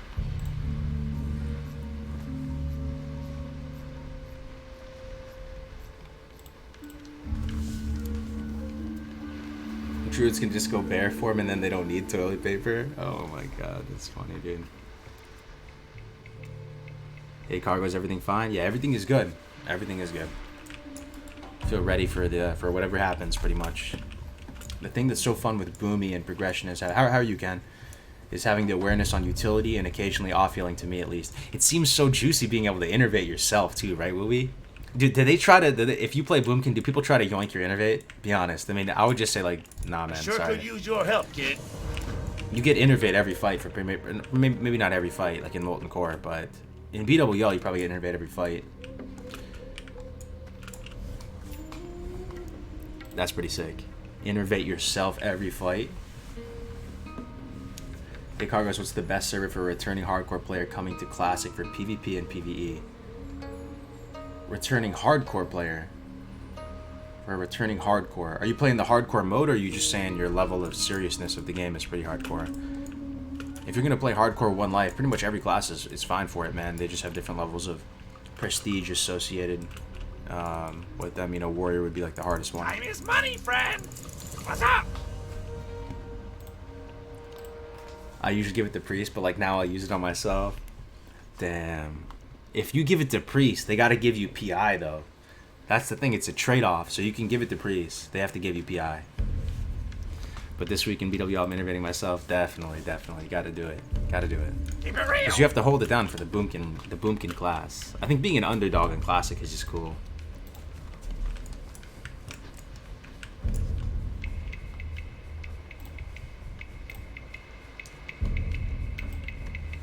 From experience, Mage makes like super easy. You set your heart somewhere inconvenient to get to, like Theramore for Alliance, or yeah, like Kargath for Horde or something, and teleport everywhere else. Absolutely. Time is money, friend. Have a good one. 2 Ag, 1 stem. 2 stem. And I have an offhand. Yeah, this is probably better. Okay. 1 key bolt bucket. We picked that up.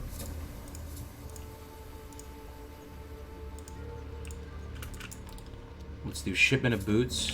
Oh, did we do the wanted Admiral Longshore, Baron Longshore? I don't think we did that. We'll do that. We'll do those pirate quests right now.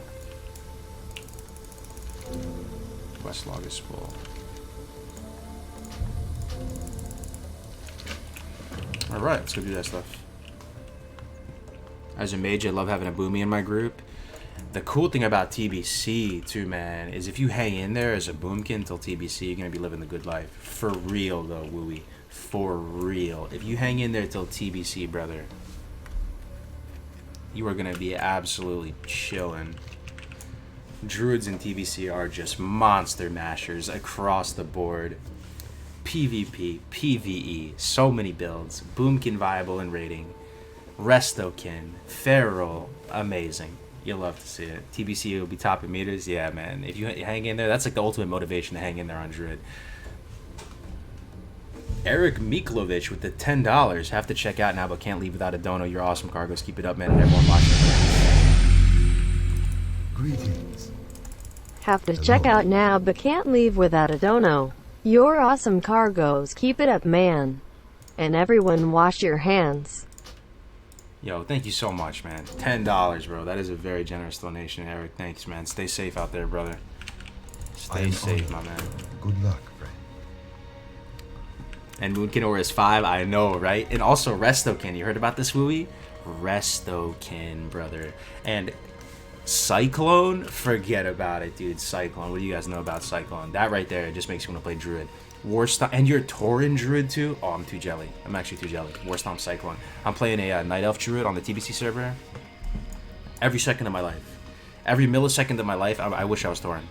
The cat form on Night Elf Druid looks absolutely beyond scuff to me for some reason. The Tauren Druid cat form looks amazing. Or at least way better. And then no Warstomp. Dude. You're gonna be living the good life. Just gotta hang in there. So hyped, right? Yeah. You think Red Pally gets substantial buff for TBC? Yeah, I think so. Definitely, right? They definitely become more competitive. So you get Seal of Blood on the Horde side. You get Seal of Vengeance on the Alliance side. They both do different things. Seal of Blood apparently slaps pretty hard. So it like generates you mana. Because like when you get healed, you get mana. Does your damage in PvE. Also, you have Crusader Strike. Now, I forgot exactly what Crusader Strike does and how it fits into your rotation, but I think it refreshes your seal. So, wait, so it doesn't do immediate damage? Does anybody remember the TBC rotation for Red Pally? How does Crusader Strike slot in? You don't use it as on-demand damage, right? You just use it to refresh your seal. I just remember it being a big deal, Crusader Strike. And then you have, the Avenger Shield if you want to be Prot, which is pretty sick. If I had to play Pally and TBC, I'm going Prot, though, all day. I love Prot Pally. It's so sick. The Kings of AoE Dungeon Tanking. Oh, man. Love to see it. Can you stream the private server? No, you would get banned. My buddy already got banned. Doing it.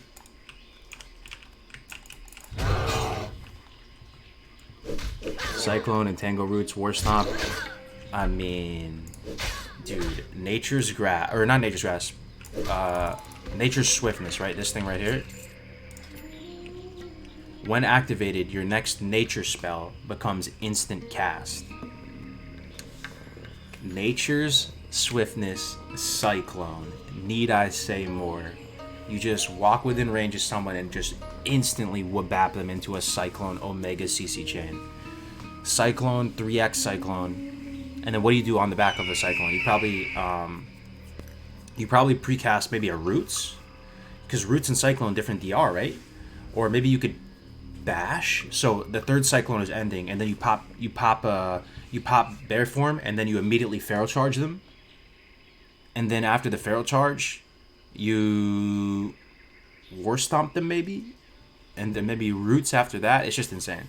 Or maybe you Maim them, dude. I don't even know. Does Maim share DR with Roots? Maybe, because Maim is a cat form ability, right?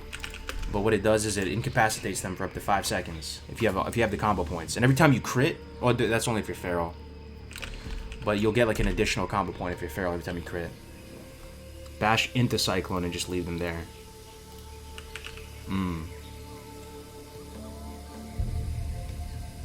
Yeah, I'm hype. I'm actually thinking about playing Druid in TBC, real talk. Just told my wife, non-WoW player, that I think you're the best. Yo, thank you, Travis, man. And Boomy gets Treants. I don't know if the Treants are that good, though. I hope they are. I really do, Boomy. Because I fought one the other day. He was a balanced Druid. He was out at Nagrand, right? He didn't stand a chance, Wooey. He got absolutely rolled. It was a fair fight, and he tried to pop the Treants on me. He just got marshmallowed. I don't know. He popped the Treants. They kind of had zero impact. I feel like they didn't hit that hard. I was feral, right? Deep feral. I opened up on him, though. He had full health and mana. I opened up on him on Nagrand. This is what I usually do. I do pounce into rake, pounce into rake into. No. Hold on. What is this? Because the mangle increases bleed damage. So what you do is you pounce into mangle, into rake, into maim. Right? So already right there, he's getting massively chunked. So he gets stunned for 4 seconds with the pounce. And then you maim him for 5 seconds. Or it might be 4 or 5. I forgot. Someone's probably going to know. And you get to pool up energy while he's doing that. What I'll usually do while they're maimed, though, is I'll roll a couple hots on myself or do something like that. Maybe put a bark skin on. Because you have to pop out into human form to put a bark skin on. And then you go back into form. He just didn't stand a chance. I don't know. He popped the treants, but it was just like too little too late. What made Cyclone so unique to WoW at the time is being able to prevent the enemy heals. Oh yeah, that's another thing too. Because you can Cyclone the kill target, right? Yeah, that's absolutely huge. They're uninteractable pretty much.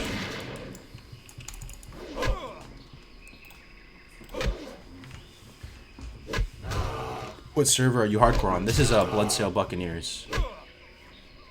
It's a US East RPPDE server. Treants don't taunt in TBC. Oh god. How many is this? Oh, it's not bad too.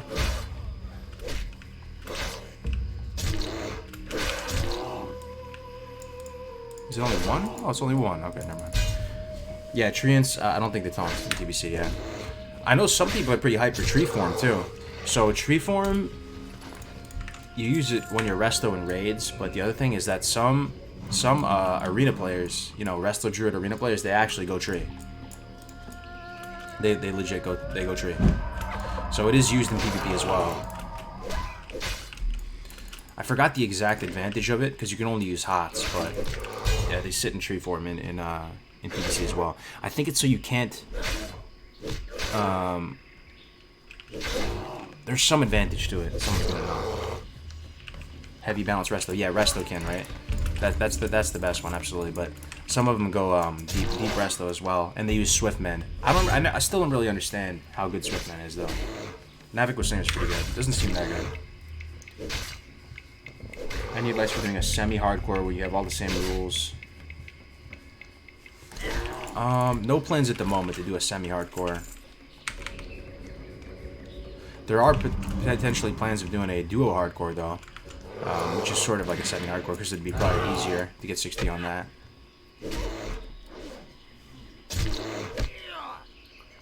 Can't get poly. Yeah, that's probably it all.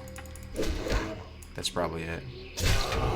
But thing is, aren't you a humanoid? No, I think you're right. Is that it? Is that why you sit in tree form? Is it tree form a humanoid? I wonder. I mean, yeah, you look like... But maybe you're just immune to it while you're in any kind of shapeshift. That's probably it. But you are a humanoid though, right? Because a boomkin is considered humanoid. Boomkin is humanoid. You can bark skin while you're boomkin. It's humanoid but can't get sheep. Yeah, there it is. Yeah. You could banish the tree form druid. Oh my god, that's insane. But they changed it, okay. Yeah, tree is humanoid. That's awesome. So you can bark skin while you're in that, and you can also swift mend. Dude, druid is just so fun in TBC, honestly. It is almost disgustingly fun. I never felt like you had more control. I never felt like you had more control than playing a druid in TBC. And I'm a new druid. I'm a noob druid. But my god, bro. You have roots, cyclone, bash, maim, you know, pounce, stealth. If you drop combat for even 1 millisecond, this is why you can go for some cheeky plays as a druid in TBC.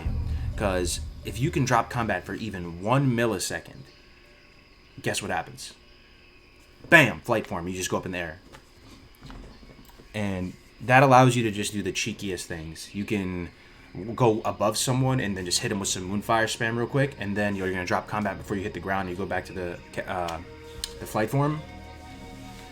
You can just take these aggressive ass lines of play. Could you faction swap back in TBC? I don't think so. Right? No, I don't think so.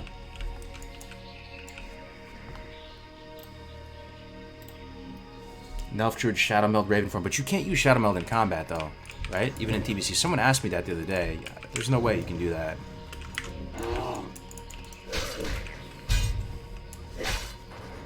Faction swap, race King and Wrath. Okay.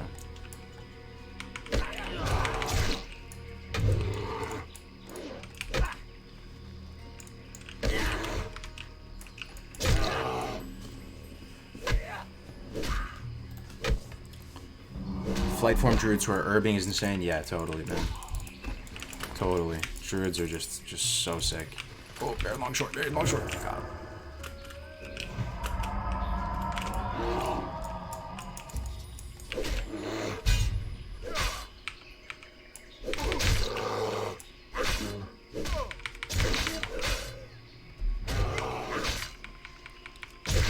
Who's ready to fight off the toilet paper bandits with a stockpile of firearms that could outfit a small militia?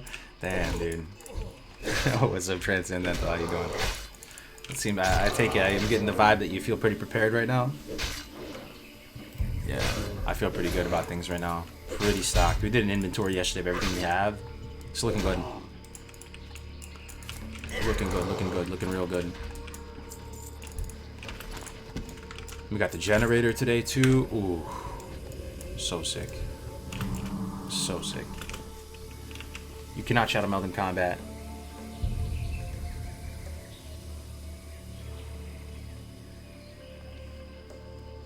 You have to not get hit for 6 seconds and then you're out of combat. Yeah, but you have to be out of combat to... You shadow meld, right? I played Ellie Shem in original BC and remember seeing Rastlakins in PvP and being so envious. Yeah. Druids are just kings, dude. Hey, Karg, how's Druid going? I feel like they're best for hardcore. What up, Alexander? They're definitely really strong. I think that they get all the tools they need to survive in hardcore starting at level 30 when they get travel form. Because you can just cancel form, travel form away from pretty much anything. If you're in a bad situation, you just keep spamming your cancel form, travel form, and just running away. And as long as you catch it in time, you should be able to get away. Also very weapon independent, right? So that's another huge factor.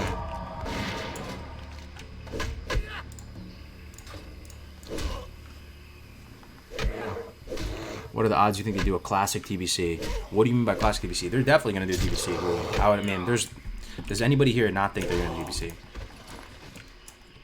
We've tried to brainstorm reasons why they wouldn't. We really can't come up with anything. It's going to make them a ton of money. They've already built out all the technology to do legacy type of servers. They're doing it, man. They even said at the last BlizzCon they're not opposed to it. It makes sense for them to do it. They just want to do it well. And they don't want to make any mistakes with it.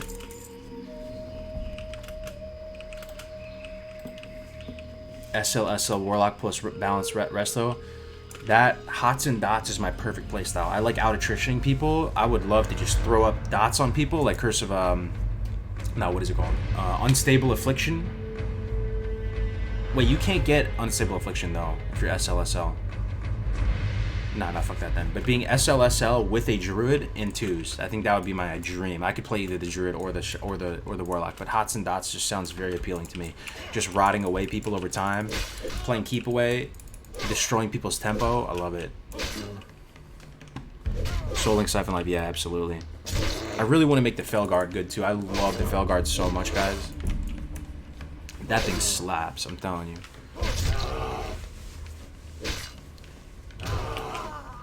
Yeah, you go Lock, I go Druid. Dude, I'm down, Wooey. I'm actually not even joking. I'm 100% down. I already have a lock, and it's Horde. 100% down. I'm down to, like, just be the best like no one ever was. Just go Ash catch him.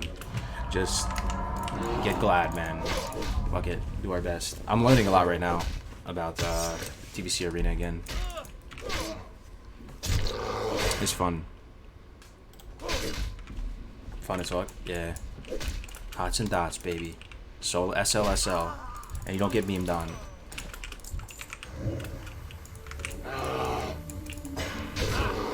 Rank 1 2's comp was Warrior R Druid, and rank 2 is Warrior R Shaman. Yeah, I mean, there's different seasons, right? Different fluctuations, but those are all very strong comps, right? Navik thinks the strongest comp, or one of the strongest comps, is Rogue and Restokin, which is what we're playing right now. Oh, I'm not Restokin right now because I don't have the gear for it. I'm just Pharaoh right now, so we're kind of Zug. And yeah, we have kind of shit gear at the moment. I don't even have the 2-minute trinket.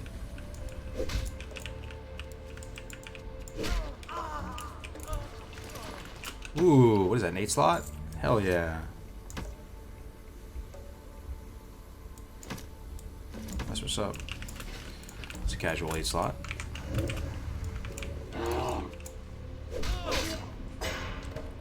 Hydra did Priest Warrior. Dude, I have to say though, a strong Disc Priest in TBC Arena is kind of the stuff of nightmares. They're so strong, dude. With the Master Spells, with the Power Infusion. Golly.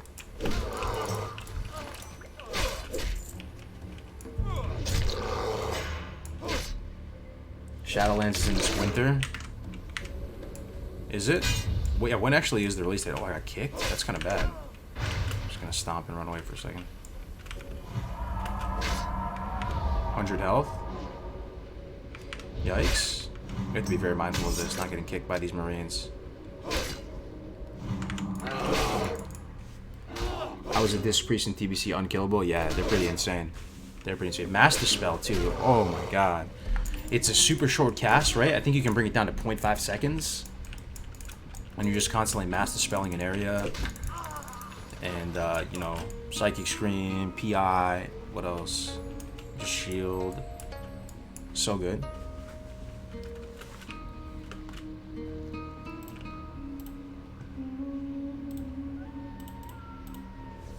Yeah. I don't know, man. Shadowlands, I don't think I'm gonna play it, yeah. I just don't really see a reason to. Let's think positively though. Is there actually any good reasons to play that game? I don't know. I really don't. I'm not trolling. I'm not trolling. I'm not trying to be hyperbolic here. I see zero reason to play the game other than maybe to do arenas with some friends. Some of my friends still play retail, but yeah, that's kind of just, I think it's just a hard pass.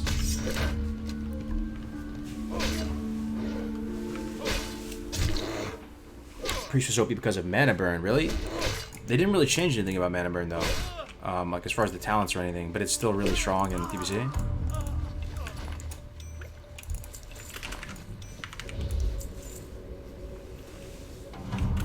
DKs, monks, pandas, and DHs broke the fourth wall for me really hard. There's something about DKs, man. I've never been able to get into DKs. There's something about it, man. I think it's their glowing blue eyes. They always look kind of cheesy to me. This is why I mean, this is very telling of me. I think I'm actually kind of a low-key RPer. Like, why does that bother me so much? Just their whole aesthetic to me when I see a DK and the glowing blue eyes and their kind of the skull kind of, I don't know, the type of armor that they have, and it just doesn't really do it for me, man. It looks kind of cheesy to me. And I was never really able to want to take that seriously, to be a Death Knight hero class. Just never, I couldn't do it. Never made a DK. Not really different than the Nelf Belfies. I think so. The Night Elf eyes, though, they don't have as much of a glow. There's something about those Death Knight eyes. They look like the Raytheon eyes. They're kind of overdone.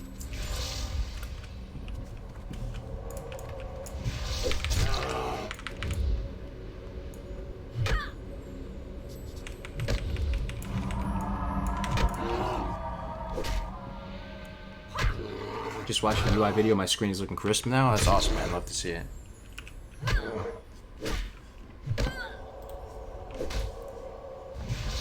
DKs just don't fit the WoW race narrative. I don't know how to explain it. Same here, man. It's kind of like an art direction, just look and feel type of thing, too. It just doesn't really do it for me for whatever reason.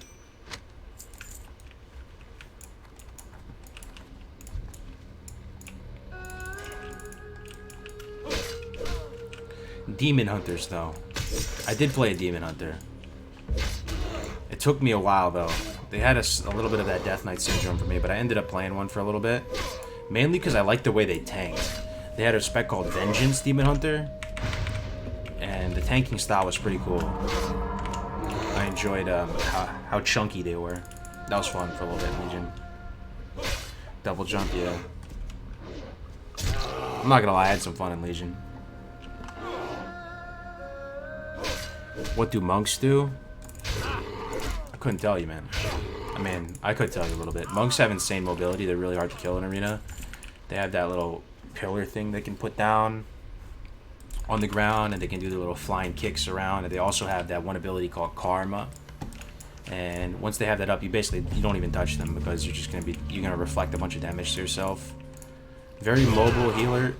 Mobile healers are usually played as a Mistweaver in PvP.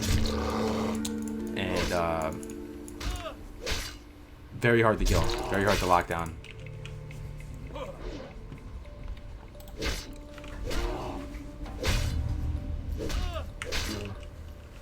I'm going to play later. Have fun. Be safe. Thank you for serving. You appreciate that, Travis, man. Thanks for stopping in, bro. Just realized we're doing Northwatch Old. This is kind of a spooky area. Just gotta be careful here. Mistweaver unkillable, yeah. Yeah, they're definitely very strong. For TBC, PvP, Lock, or Druid, you're gonna be super Gucci either way. Both those classes are insane in TBC.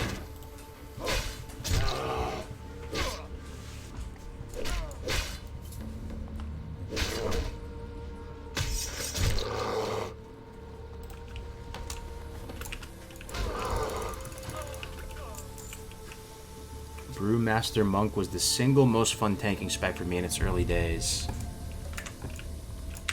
Yeah, I'm trying to remember the playstyle of Brewmaster.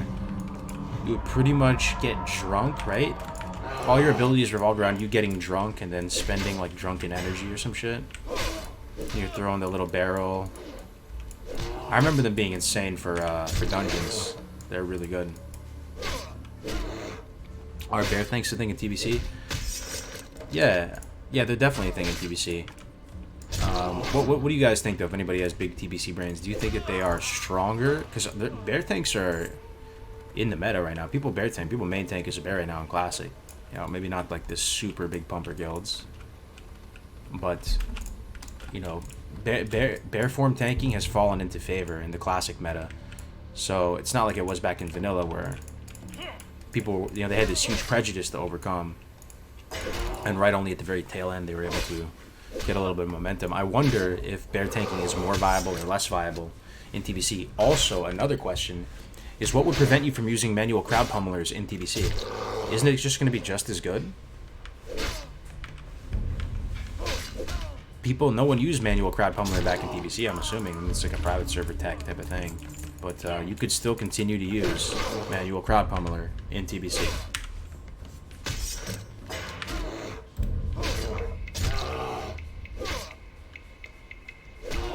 Nah, feral AP on staffs is too high. Oh, really?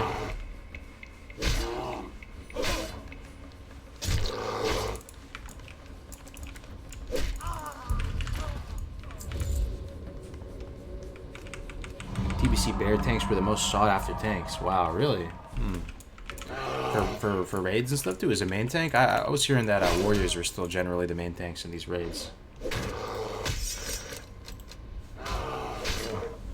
In TBC, Prod Pally is much better too and more competitive. Yeah, they have a taunt, right? They have a taunt. I still was hearing that you're not gonna you're gonna be hard pressed to find a guild that has a Prod Pally main tank, but it's probably doable. No, they changed haste scaling at TBC since they made haste the stat on gear and gems. Oh, okay. So you think that it's just not gonna be as good? Manual crowd pummeler. Okay, this is rough. How many people is this? 2? Okay, 2's not bad.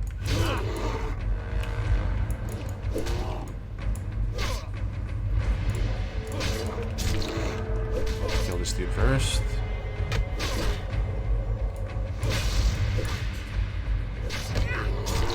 It's kind of spooky. We're gonna go for an early heal for the re. Oh, he's freaking. Oh shit, this is kind of bad. Don't freak out. I'm gonna disengage this right now. Nature's Grasp. 100 health. Holy shit, dude. Not like this, not like this. Why is this not working? Get fucking rooted, dude. Closest call of the day right there. I actually got a little bit of clench, for real. That dude chased me for a hot minute. We're not 18, we're close to 18 though. May not have even been worth it to do this at 17 or 18. Because yeah, I'm not getting really good vibes from this. I think I'm just gonna pass on this quest for now. We'll keep it in the quest log for a little bit. It's a little bit out of reach right now. Yeah, it's still orange and shit too. We'll swing up and do stolen silver, raptor horns. Yeah, we'll do some of this other stuff first. It's just too far out of reach. Why not run in bear form? No, you could definitely. I just wanted to get the heals off, and you can't apply Nature's Grasp while you're in bear form as well. So Nature's Grasp, if it procs, is basically going to CC one of the mobs and just get them off you. So that's more valuable than the bear form. And then, you know, you have limited mana. Isn't this where Melderon died? Yeah, Melderon died up in this keep right here. Actually, that keep that we were just here, this is where his dude Iron Steer died at. So play it safe. Holy shit, threading the needle right there.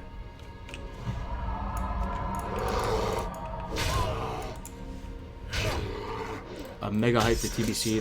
That was my era. I leveled as a Resto Druid from 60 to 70, but man, it's nothing like Outland in the atmosphere, if you ask me. But there's nothing like Outland. What do you think? Outland is the best atmosphere, you're saying? Ooh, some gloves. Oh, I already have these.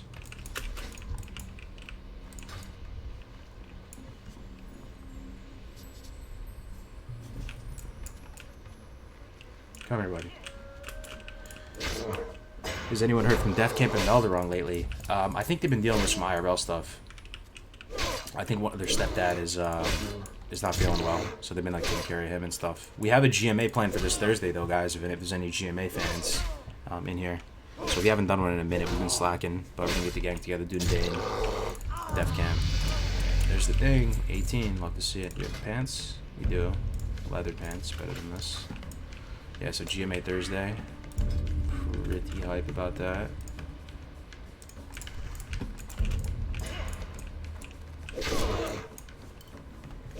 This keep is dangerous. Absolutely psych. Yeah, I'm gonna pass on this for now. Definitely gonna pass.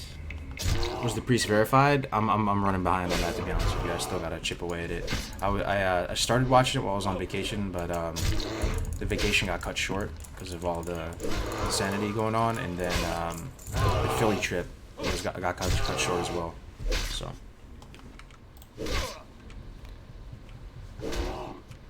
GMA would be hype. I missed it today. Me too, man. I'm curious to see what things are like in Belgium too. Talking about all this stuff with him, because holy fuck. Holy fuck. Is that one? Somehow that's one. Okay. Alright.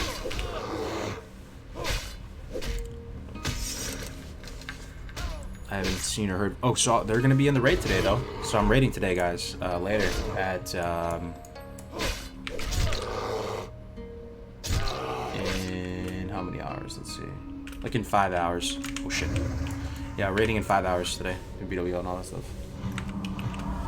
I got a piece last week, which was pretty cool. Got a neck. Got a neck from MC, which is pretty cool.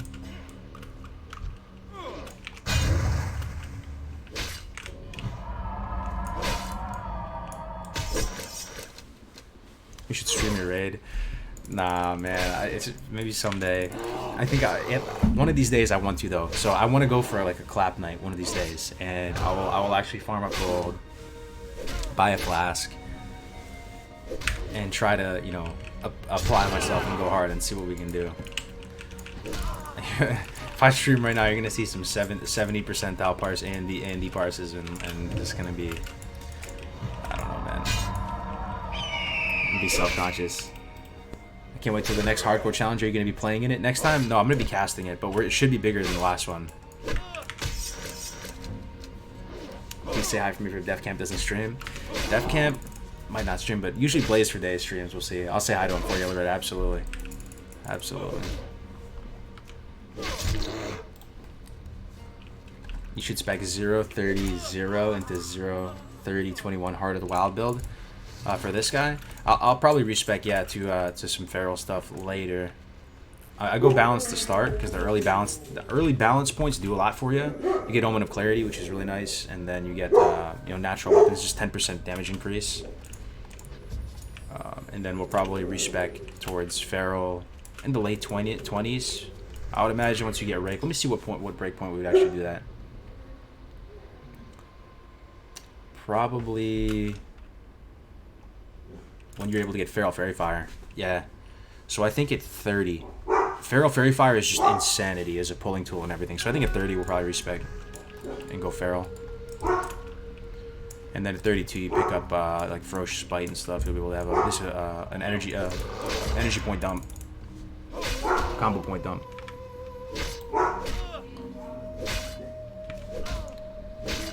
I live in Belgium, not too bad. Alright, that's good to hear. Let me check in on this coronavirus stream.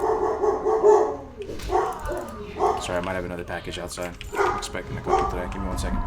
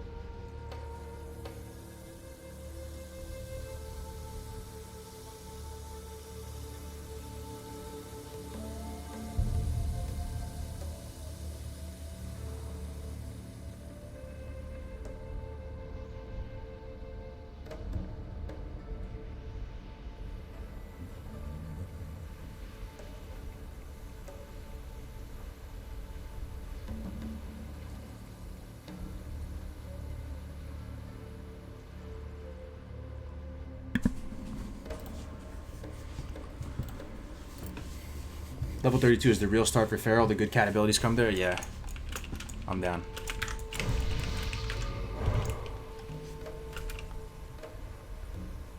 Do you not rate MS from cat at 21?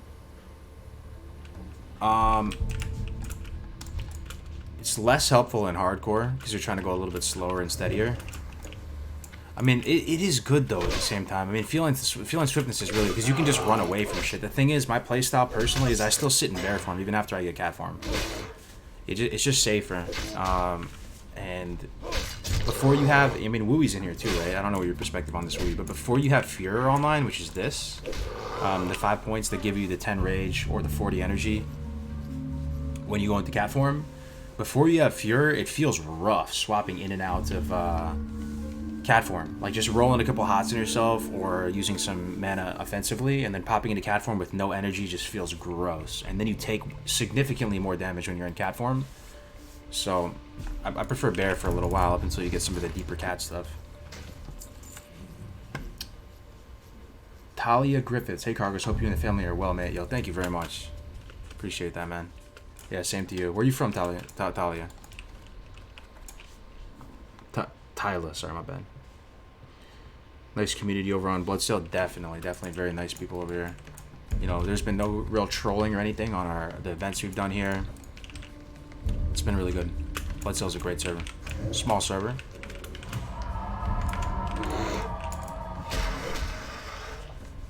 In the UK. At 26, 27, you can get Feline Swiftness and Fuhrer and use cat to delete things quick. That's definitely a way to go, for sure. Thing is, at 26, 27, what is your rotation, though? You're just clawing stuff, right? You're just going to open up. You're not really opening up from stealth. You could, if you got this. If you went down and got Feral Instinct, you could probably sneak up on stuff in stealth. And then you're going to open up with what, though? You'll probably have Shred at that, so you're going to Shred. You'll have Shred. What level do you get Shred? 26? You're probably able to Shred, Claw. That's it. I don't think you even Rip, man, because the Rip, no, you probably Shred, Rake. Yeah, you're gonna Shred, Rake, Claw. Dead. You're not gonna really Rip, because they're just not gonna be like, so what is it, like a 20-second bleed or something?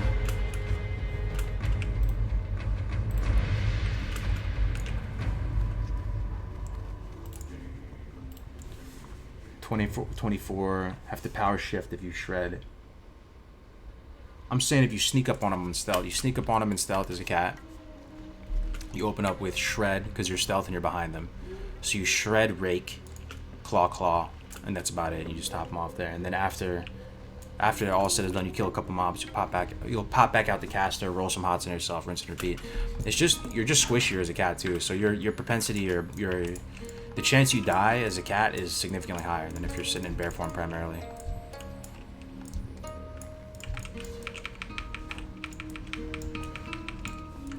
Okay, he's gonna get both. Okay.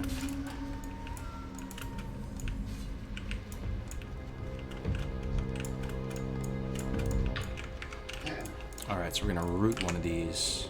Ooh, this is a Pat Raptor. That's a scary one.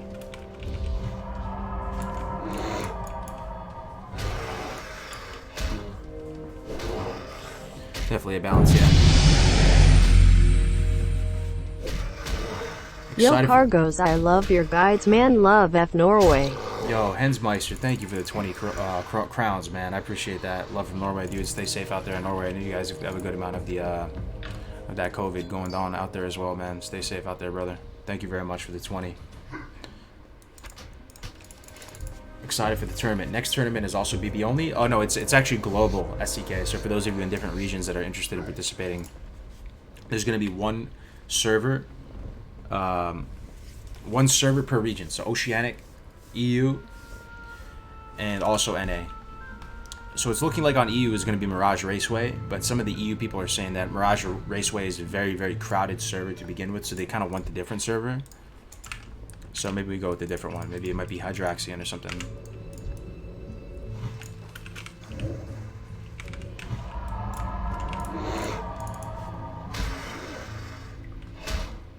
I wish WoW had deeper RPG mechanics. What do you mean by that, Zach? What's a deeper RPG mechanic? What are you using for your hot timer? I like that. It's called Nug running. NUG, N is in November, U is in uniform, G is in golf, running.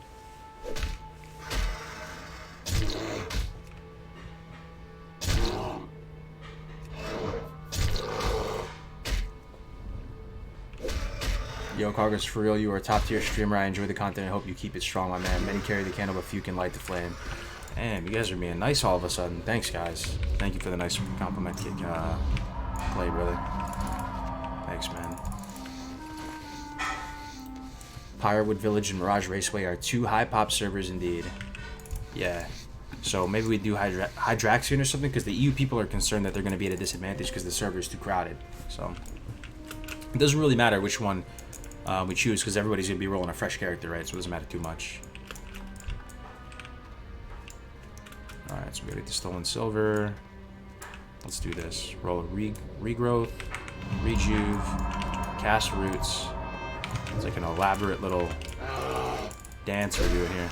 That felt real good. Regrowth, rejuve, entangling roots, moonfire, go bear form. By the time we dispatch of this dude, by the time we kill both of these, we're gonna be back up to full mana probably.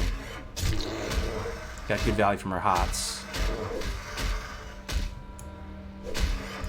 Now we just take this dude out.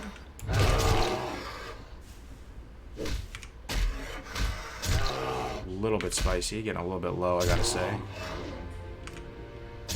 A little bit low, I gotta say. Risking it for the biscuit, clutch dodge. A little bit spicy, damn. Golly, my dogs are going ham today. Sorry about that, guys. Ooh, medium height. How much does this sell for? 1 silver 25. Damn, skinning coming in clutch right now. Each one of these is a silver 25. Love skinning. Skinning is sick. How are you showing your mana in bear form? That is a essential Druid add-on called Druid Bar, or Druid Bar Classic, I believe. Sunday, March 29th. I think it's the no, it's Saturday actually. Pashley, my bad. I misspoke when I said the 29th initially. It's Saturday because it's gonna go into the next day for people. So if you do it on Sunday, people might not be able to. You have to go to work the next day. But we're all gonna be home for the coronavirus, so maybe it doesn't matter that much anymore. But it's gonna be Saturday into Sunday.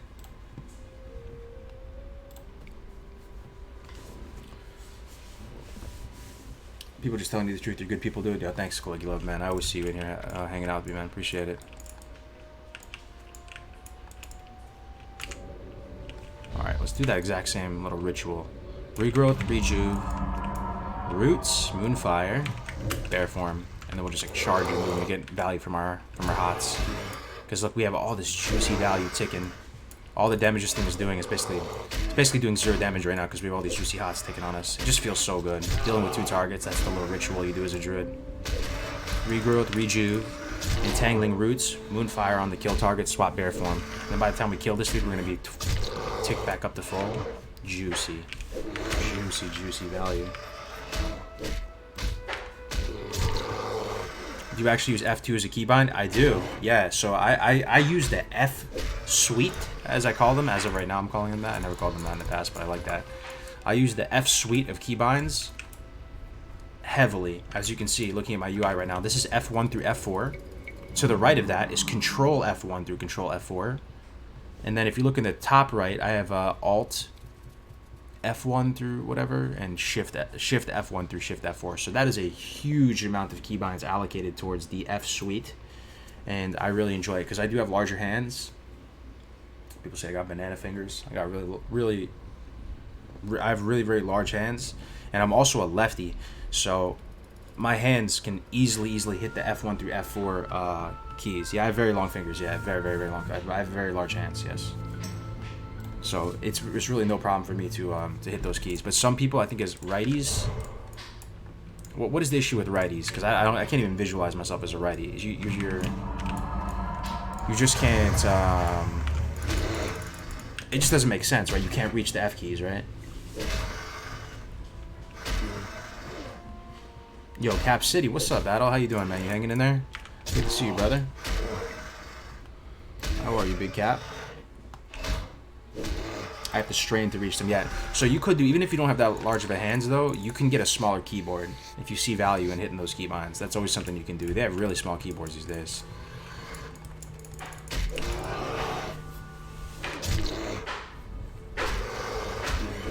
It's the pinky. It doesn't work the same. Yeah, it's because I use my thumb as the modifier. Is that the secret right there? Is that why it works for lefties, maybe not for righties? Because it feels good. My thumb is on the leftmost control. That might seem really weird to you righties out there. So control is like my main modifier, and my index finger rests perfectly on the F1 key.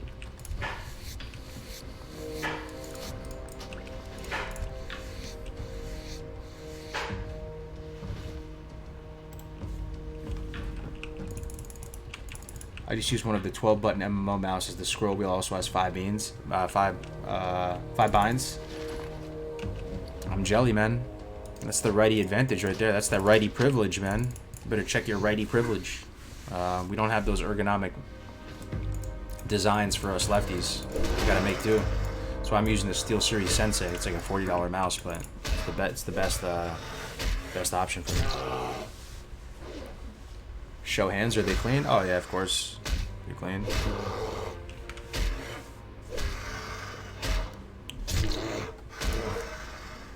How do we sign up in Bloodsail? Yeah, that's correct. I'll link the Discord right here.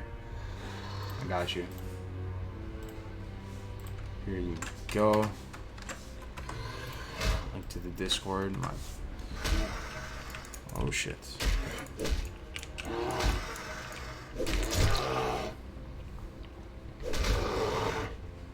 I have read of the struggles of being lefty, finding a good mouse. It feels bad, man. Yeah, definitely. But, you know, making do. I've always played this way. I'm used to it. Yikes, dude. This guy's getting pretty low. I got Moonfire.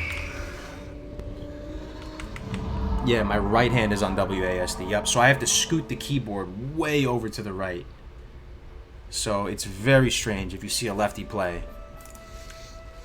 The keyboard is just totally shifted way over to the right. Like the keyboard is over here. Yeah, it's very, very strange.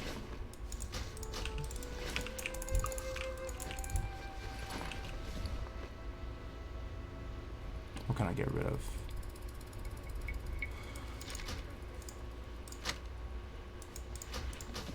Mystic's Cape. This gotta be better than what I have. Oh yeah, definitely.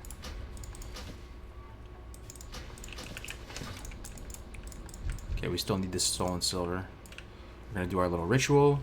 We're going to regrowth, rejuve, roots into moonfire, into bear. There it is. A little wombo.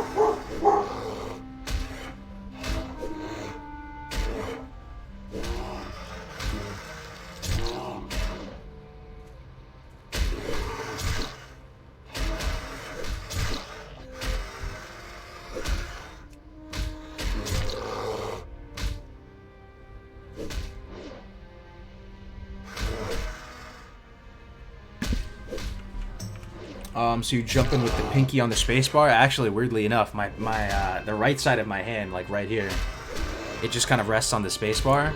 So it's not really a finger that hits the spacebar. I don't know if righties do the same thing. I just kind of move my hand down a little bit, and the right surface of my hand towards the bottom of my palm just hits the spacebar, like this.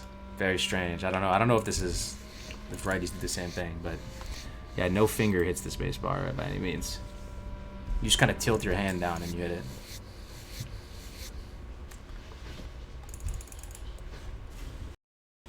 Yeah, I just moved the keyboard way to the right. I know, it blows people's mind every time. People come over to my house and they're like, dude, you play like that? Yeah, it's true. Yo. Stolen silver. Alright, we got it. Stolen silver acquired. You'll love to see it.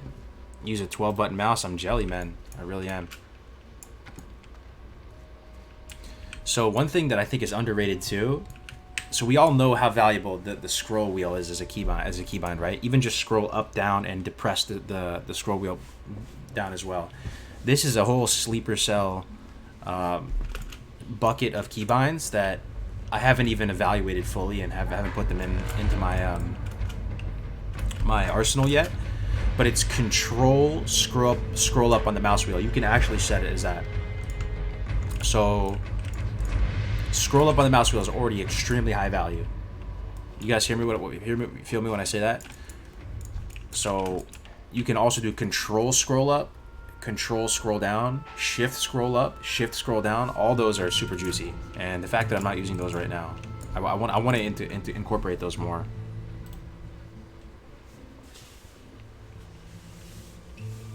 My scrolls for pet attack follow, yeah, exactly, which is very, very critical. But I'm saying is you probably don't have control scroll up. Scroll mods are your bread and butter? Yeah, dude, that's big brain. I don't know why I never put the pieces together. I guess I never thought that scrolling up is considered the same type of keybind as anything else. This is kind of counterintuitive, but it is. It's just like any other keybind.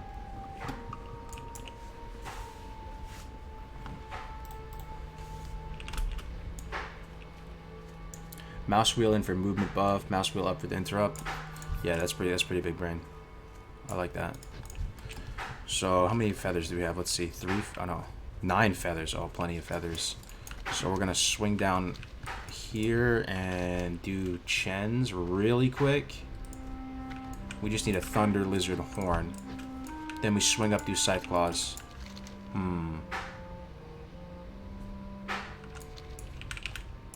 Do we do scythe claws now? Maybe we just do scythe claws now. We're already right here. Yeah, let's do scythe claws now. It makes more sense. So my scroll wheel alone is able to bind up to 20 things. Yeah, pretty much. Pretty much. Scroll wheel is huge. I've got nothing going on today, and I'm hitting 60 today with my main finally on Classic, level 59. That is what's up, man. Which class are you? My mouse does everything I needed to combined with the keyboard. Always room for improvement, though, man.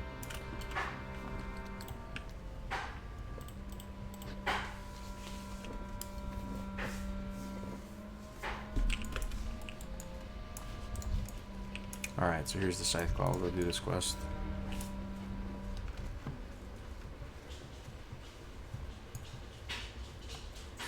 Best thing about the coronavirus is being able to attend classes from home while playing WoW on the second monitor. Big true. What do you guys think the the little kids right now are thinking? I think a lot of them are pretty hype.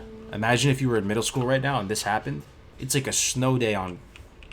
It's like an insane snow day. I feel like a lot of them are playing some serious amounts of Fortnite right now and some serious amounts of Minecraft or Roblox or whatever it is. They're probably through the moon.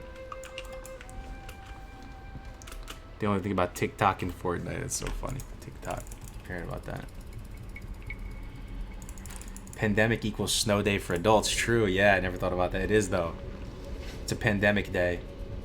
Pandemic break. I move with ESDF and have my third mouse button up, top bound to control on my 12 button mouse. ESDF opens up a ton of possibilities. I couldn't do it. It's too late. It's too late for me. Could anybody here actually move over to ESDF at this point after this many years playing WoW? It's impossible. I'm a boomer, man. I'm too settled in my own ideologies. It's actually impossible. My brain would probably short circuit if I tried to move over to ESDF. There's no chance. I'm doomed to the context of my time. ESDF is probably better, yeah. I think it's too late though. I'm 8 up, chop liver, can't do it. Moving with ESDF, pff, bro, that's just too mind-blowing for me. ESDF is pretty much, look at your keyboard right now. You move with WASD in your mouse, right? So I strafe left and right with A and D, and then I use the mouse for, sometimes you have to use the keyboard in tandem with your mouse in order to move effectively, right? ESDF is shifting over WASD over 1 to the right. So look at it. Instead of using W to move forward, you use E. Instead of using A to strafe, you use S. I think it's too late. It's too late for me. I don't know, dude. Feeling ESDF keys, I don't doubt it. It's probably better. I'm just saying. I'm chopped liver. Old news, ancient history. I can't do it. It's over. It's too ingrained in my brain. I already have a hard time rebinding my keybinds now. I just moved over to ESDF about 6 months ago. Were you able to do it, Eb? How old are you, man? You're 34 and you switched over a year ago? Okay, you're kind of an inspiration to me, man. Maybe.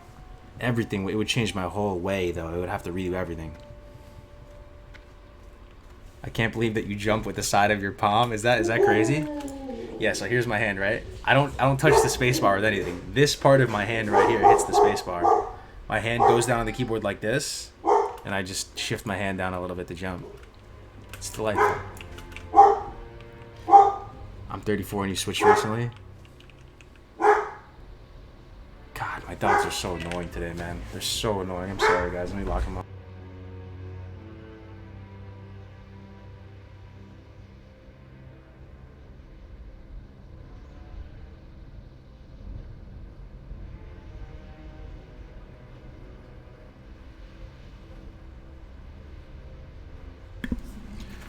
I feel bad, you know, like they take their job seriously. They market things that are near the house, but it's probably a lot of cats outside or something. That's probably what it is. So anyway, this doesn't seem like a great place to AFK. No, you're right. It wasn't a long AFK though. No thumb jump? No, how am I gonna thumb jump? This is my hand right here. My thumb is on the opposite side because you're a righty. You know what I'm saying? So like for a lefty, I just use the right side of my hand. And the control modifier for me as a lefty has got to be the juiciest thing. Do righties have a modifier that good? Let me see. Let me attempt to see how you guys play. So you guys play like this. You guys have your left hand on the keyboard like this, huh? See, I can't even imagine how you guys do it. What is the juiciest modifier for a righty? Kind of doesn't exist. Your pinky? Your pinky's kind of strong. You guys have you guys have some strong ass pinkies. For real, you guys must have some strong ass pinkies. Your pinky strength is probably 10x my pinky strength. Because my pinky even right now is feeling kind of suspect right now, hitting this control key with my pinky. So you guys play like this. Pinky's kind of scrunched too. That's the thing. Because I have big hands, right? So my pinky is feeling kind of a certain kind of way, like it's getting exercise right now. Shift is probably best as righty. Shift, but it's still your pinky. So your pinky hits all your modifiers. That blows my mind. As a righty, your pinky is all your modifiers. Let me get this straight, right-handed people. Your pinky is how you hit all of your modifiers. That just blows my mind. I'm telling you, you guys probably have some jacked pinkies.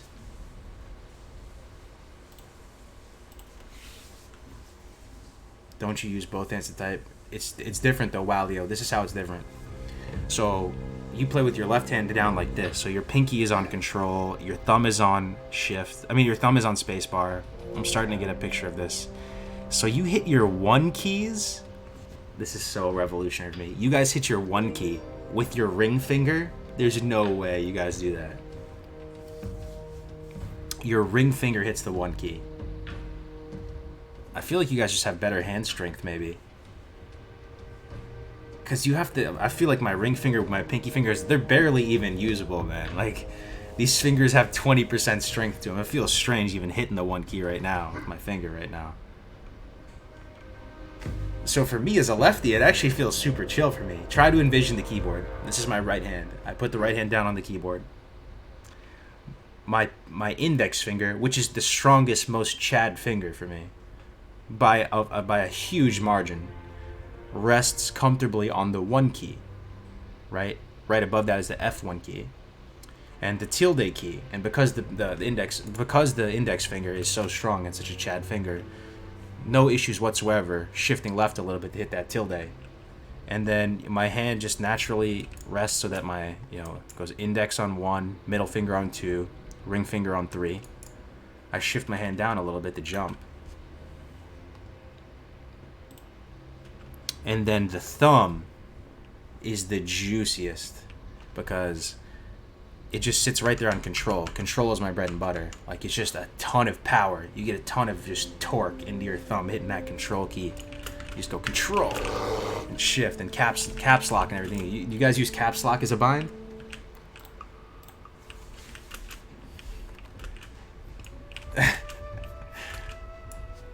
Learning to use the keyboard featuring Cargo's Gaming. Yup. That's it right there. Alright, Storm Snout. Come chase me over here. I don't want to aggro that Quillborn. Alright. Don't even try to 2v2 me in TBC raid until your pinky game improves. True, though. At the same time... Let me see. Is your thumb game weak, guys? Is your thumb weak? You guys have weak thumbs? Maybe. Because all your thumb does is hit your space bar. That's not a big task for your thumb. Your thumb deserves better than just hitting the space bar. Know what I'm saying?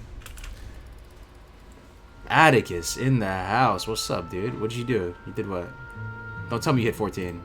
Oh, dude, you love to see it. Big grats, man. Huge grats, dude. Congratulations, man. That's awesome, dude. I'm happy for you.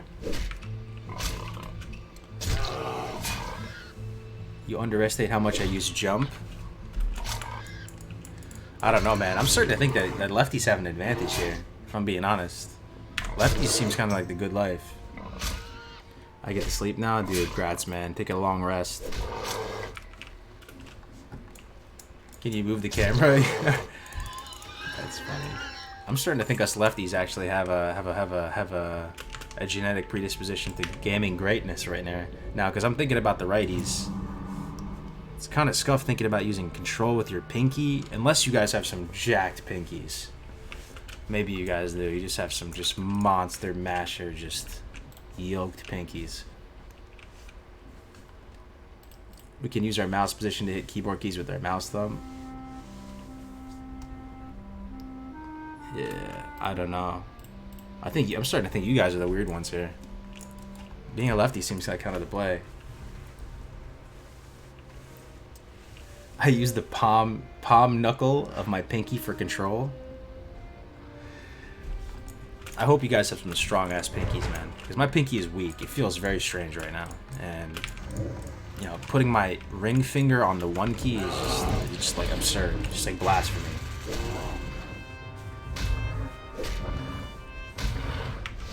So I swap my mouse and keyboard while running around on my mage, and I can't figure out how to move properly. That's how I'm feeling about your righty setup, man.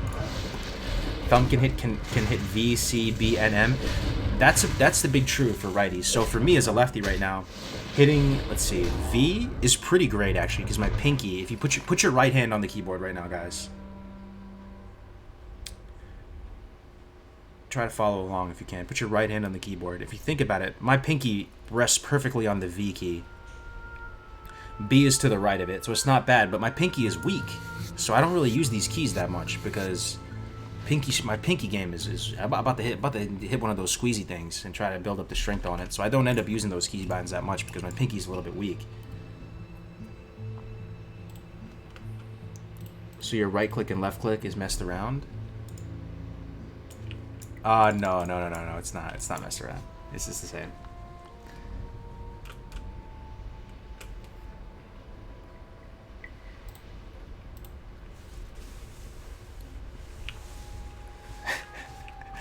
Oh, we need a keyboard camera setup? Yeah. I'm equally weirded out as you guys are weirded out with my lefty setup. I can't imagine hitting all your modifiers with your pinky. I have a whole new respect for you guys now. For real. Your pinkies are just so strong and robust and just incredible. Your pinkies are really the true heroes here behind your gaming performance. I would never have thought. I thought gaming was more of a thumb index finger kind of thing. I'm quickly learning. It's more of a pinky game. If your pinky game is strong, you're gonna be a god gamer.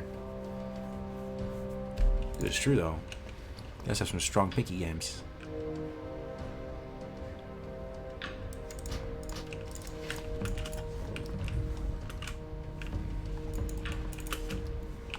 All fingers matter. You click with the middle finger? I actually do, yeah. That is weird. No, I'm gonna concede that to you though. I'm gonna concede. I didn't even realize after like 20 years of gaming that I click the main click is with my middle finger. That is weird. That's some Martian shit right there. That is true, bro. That's true. I'm kind of a Martian. That's true. The main click for me is my middle finger. Isn't that insane? That's what I'm saying, bro. Can you guys even imagine? I just weirded myself. I feel strange about it right now, thinking about it. I never realized. Yup. The main click, the left click is with my middle finger. E.T., right? This is strange, man. We're learning our cultural differences. I do that too. What's wrong with middle finger clicking? I don't know. It just feels like the primary click should be the index finger, right? Because your index finger is your powerhouse finger. What? Okay, finger strength. This is. I don't know if this is devolving or if we're actually creating some high quality content here. It's hard to say. If you had to rank fingers from strongest to weakest, it's probably thumb first. Actually, thinking about it, because it's kind of stout. It's kind of chunky. Like you get some leverage on the thumb. Must be a bit most powerful, right? Then index. Then middle. It's like it ranks, you know. It goes from right to left or left to right, you know. The pink, unless you righties are different. I'm telling you, maybe you guys have some just yoked pinkies. Yeah. So I mean, so you guys have weak pinkies too. You guys are all agreeing on the same way. Your pinky's the weakest.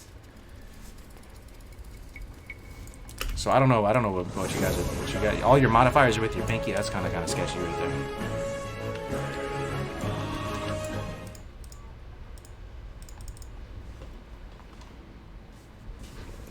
Yo, Matkin with the 4-viewer host. Thank you very much, man. Thank you, brother. Welcome to the stream. We're talking about some weird stuff right now. You've came in at a very strange time. We're ranking finger strength and comparing the differences of playing as a lefty or a righty. Platinum Wow in the house. Ring finger is actually a fucking meme. Is actually a fucking meme garbage tier. True though, true. The ring finger. I mean, hey man, you guys are Platinum. I feel like you might be a lefty. I'm getting some weird, some spidey senses, thinking that you may be a lefty. What's the highest level you have made so far with permadeath? Level 35 has been the highest so far.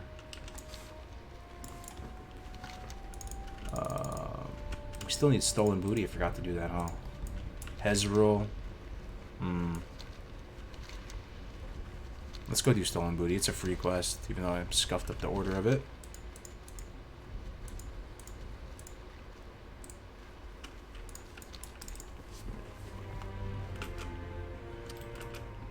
Left-handers are F tier? Nah, bro. Maybe I was feeling insecure like a few minutes ago, but now that we've had this discussion and fleshed it all out, I kind of think the righties are pretty scuffed right now. You mean to tell me that you hit all your modifiers with your pinky? In no way does that sound like the right play.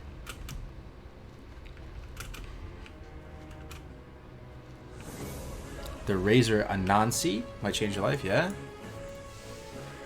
Not a Cop 911 subscribed to tier 1. Thank you very much, man. Welcome to the channel, brother. I use alt modifier and use thumb. Let me try to envision this. Alt modifier and use thumb. What kind of witchcraft is this? So wait, you shift your hand at like a 90-degree angle or something? Or wait, you just scrunch it in like a velociraptor? You're telling me you play like a velociraptor?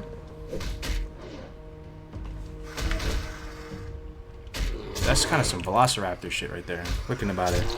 So your hand's like this? Damn. Maybe you have small hands.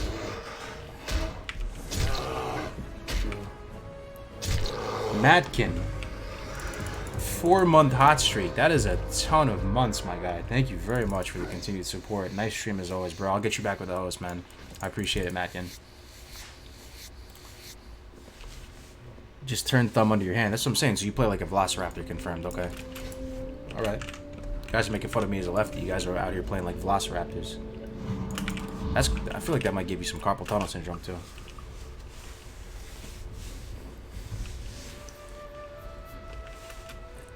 Yeah, in school it was rough. That's why I'm glad we have all the digital age, because in school, are there any lefties here? Can we show some lefty solidarity? Are there any lefties in the chat? One thing is that in school it was very scuffed being a lefty. Very scuffed. Because when you have to write in your compound notebook, remember those old black and white joints that have like it looks like some kind of marble or something on the front? And you have to take notes? What's the main problem with being a lefty for all of you righties? Maybe you saw it. Maybe you had some poor soul sitting across from you in your social studies class that you got to witness the carnage.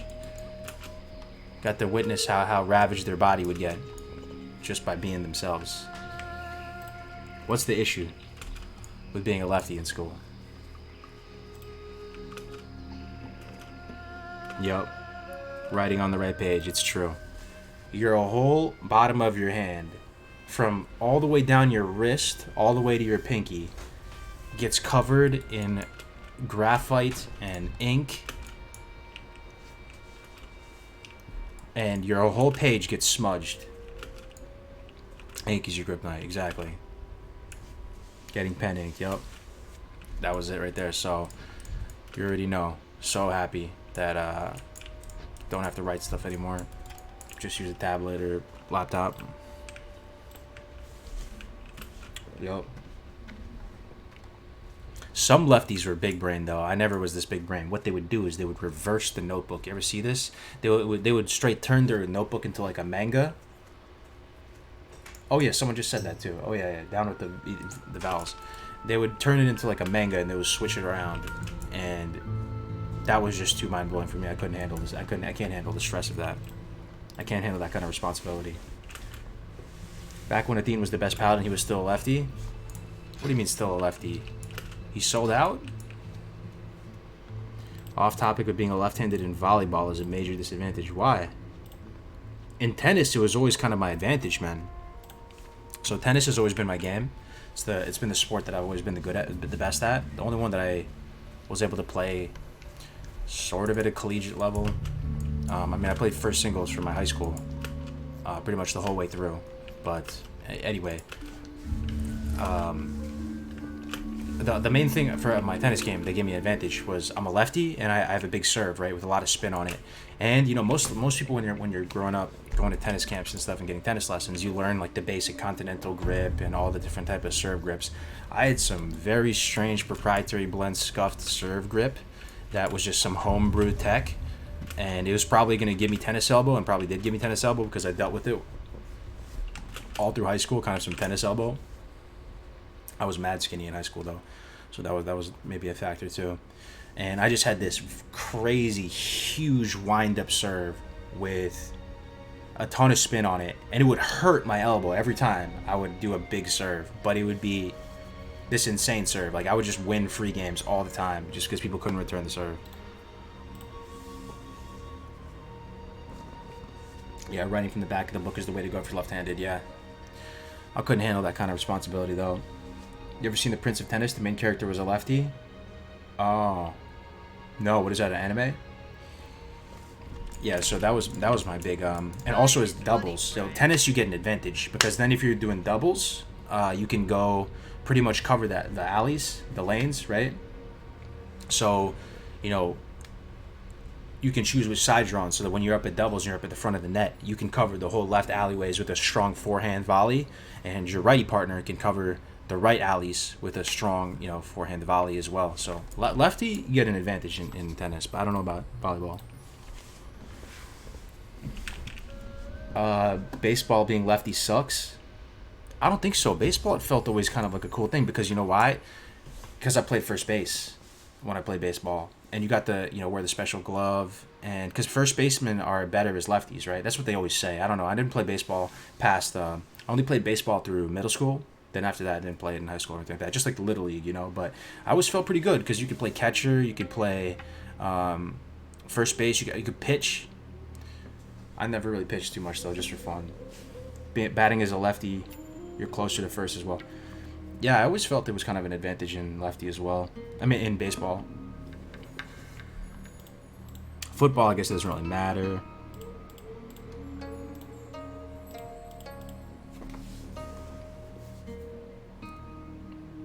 Can't play shortstop. Yeah, I was never good enough to even play shortstop though. I suck so hard at baseball. Me too. I was pretty shit at baseball. I did have a good arm though. I could throw really far and stuff like that. But batting was always pretty shit at baseball. Honestly. Hey, how you doing? I sucked at batting for real. Like I would get some hits here and there, but I was pretty shit at baseball. Tennis though is my jam. All the racket sports, my jam. And then what else? Football was pretty fun. Played a linebacker, and I played quarterback for one season. Didn't have a great season though. They believed in me, and the belief was unfounded. Didn't work out that well. It was fun though. Got to experience it for one season. Played on the Titans, baby, the Titans. Exactly how I could throw a ball really well, but it's trash at batting. Yeah, same with me, man. I feel you on that big Talk to time. me. Glad I could help. Hurry back. Love the racket sports though, man. What about golf? Anybody play golf in here? I wish I was a better golfer, man. I took some lessons, like my grandpa bought me some lessons when I was a little kid, but that's something that we should learn how to play, right? You can play it into old age, drink a Paul Newman or whatever that drink is called. You go out there, Double. Victory. you golf for the day. I don't know. It seems like something we should learn how to become better at. I'm glad I play tennis for that point because you can. There's a lot of networking and socialization in tennis, and you get to play it your whole life. Arnold Palmer, that's it. My bad. I was thinking of the wrong one though. That's the lemonade and the iced tea. Arnold Palmer's slap. I'm a solid golfer. That's what's up. I'm good at putting. I just think I need to learn how to drive better. My drive game is scuffed. Yo, keep it real. I can smack the nut, but it is not a very great direction that it goes. Not with a lot of precision. Not lol at Paul Newman. What is Paul Newman though? Paul Newman is a thing too. I forgot what that is. I started as a defensive lineman because I was a fatty, but I lost a bunch of weight that season. Then was a running back. Oh wow. Oh damn, you played it all. That's awesome, dude. That's what they call it here in the States, Crusader. If people want to go golfing, they'd be like, hey, you want to smack the nut? Keep it quick, kid. I ain't got all day. I would ruin so many golf clubs and probably be in jail if I got into golfing. Hey there. Just passing through. Dude, I'm telling you, that's what they call it. I'm not tripping. Smack the nut, man. Anybody want to smack the nut? Who's Randy Newman? You know what I think Paul Newman is? Paul Newman is this is gonna be kind of an American thing. There's a chain of groceries here called oh dude, what is it called? Someone's gonna know what it's called. They have these animatronics in it, these huge groceries. Oh dude, why am I tripping on this? Why am I tripping on this? Let me try and Stu Leonard's? Is that what it's called? Stu Leonard's. Anyway, it's in America. Half of you are probably from Europe and have no idea what I'm talking about. But they sell this brand there called Paul Newman's there, I'm pretty sure. Yeah, someone knows it. Joey Bananas, thankfully. I'm not crazy. Oh, brother, Warriston with the 20 euros. I'm complete crap at golf, but it's fun. Thank you very much for the 20, Warriston. Good to see you still alive and safe. How's everything going with you, Warriston, man? Everything, which country do you live in again, my man? I'm literally eating a Paul Newman frozen pizza at the moment. Yeah, I like the Paul Newman stuff. I like the popcorn, too. Stu I Leonard's the am shit. complete crap at golf, but it's fun. Yo, thank you very much for the 20, brother. Yeah, I really like Stu Leonard's, too. Something creepy about animatronics, though. Chuck E. Cheese and stuff. Chuck E. Cheese, I have fond memories of Chuck E. Cheese. Anybody grew up with Chuck E. Cheese? Yeah, the pasta sauce, too. Yeah, they have the pasta sauce. The Paul Newman stuff slaps pretty hard, I have to say. So, I grew up with Chuck E. Cheese. It was a 90s baby. And that would be something, it'd be kind of a daycare type of thing. Grandparents, whatever, would take all the kids out to Chuck E. Cheese. And it was an arcade, pretty much. So, you would go there, you would shoot the basketballs, you would play, Hungry Hungry Hippos. You would jump around in the jungle gym with the balls and everything like that. And I have fond memories of it. Try going to a Chuck E. Cheese as a grown-ass adult. It's kind of the stuff of nightmares. You know what it reminds me of? It reminds me of that one horror game on Steam. Because basically Chuck E. Cheese has animatronic furries. Does that sound like a phenomenal time? You tell me, animatronic furries? Pretty small market for that, I would say, in 2020.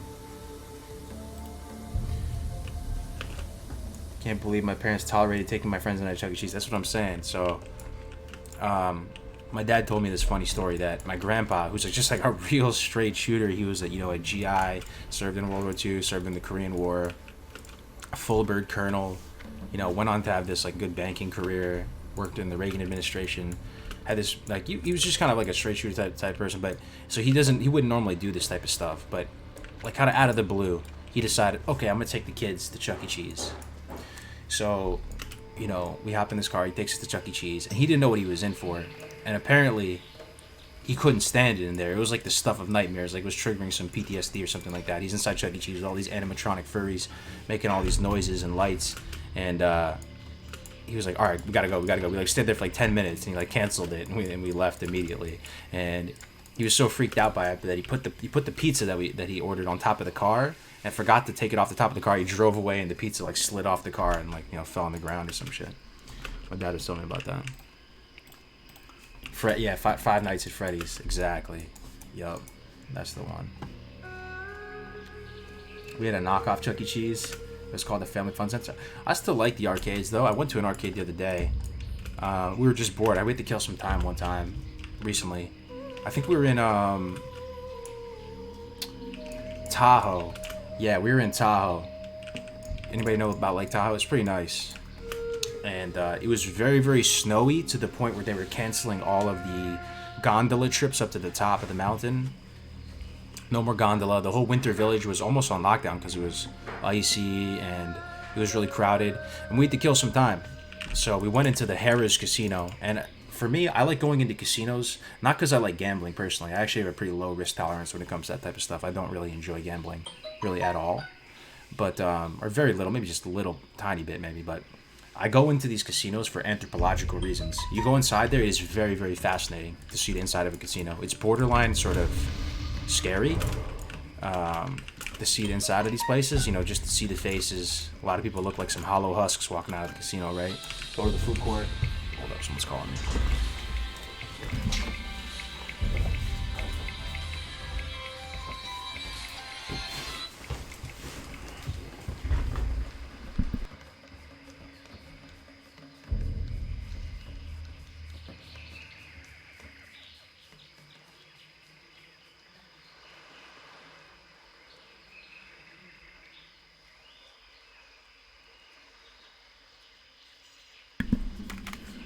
But yeah, what was I saying about casinos, right? So I'm in this Harrah's Casino. Here's the thing about casinos, man. Who here has been to a casino somewhat recently? You can attest to this. Casinos used to be actually pretty hype. You would have big events there.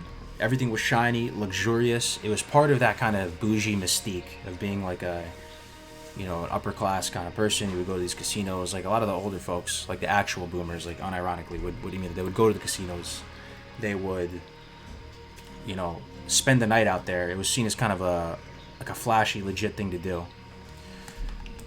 But so when you go into these casinos now, because casinos have been downtrending for a long time, right? Because millennials and Gen Z, we're not really that interested in the casinos.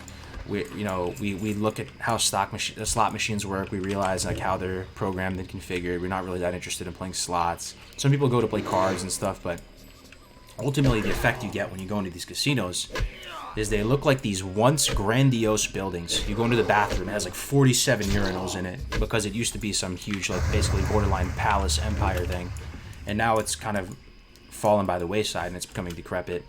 And they have these huge kind of skeleton like buildings that once upon a time were very like fancy and rich and luxurious, but no longer. It's almost like a fallen empire.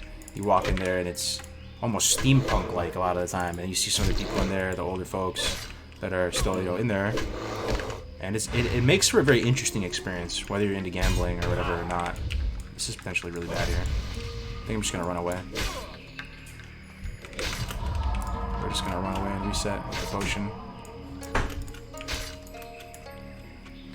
Okay, I think we're fine. Are we fine? I'm still in combat. Might as well heal. Still in combat. Okay, we got this dude here. That's fun. Craps is fun. What is Craps again? Is Craps a card game?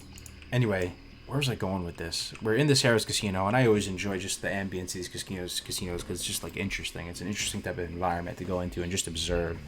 And they had an arcade, and the arcade was actually pretty hype. It was, you know, it's supposed to be for little kids or whatever, but I'm still a little kid at heart, so we go into this arcade, playing all the old school games.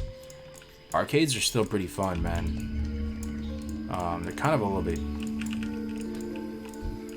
you know, in the age of coronavirus, they're probably not the most sanitary great things in that sense, but, you know, playing like Time Crisis. Anybody play Time Crisis growing up? Love that game. They even had like an old DDR pad in there.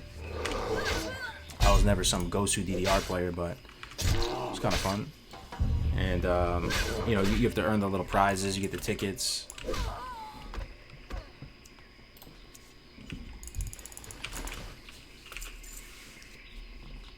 Guitar Hero.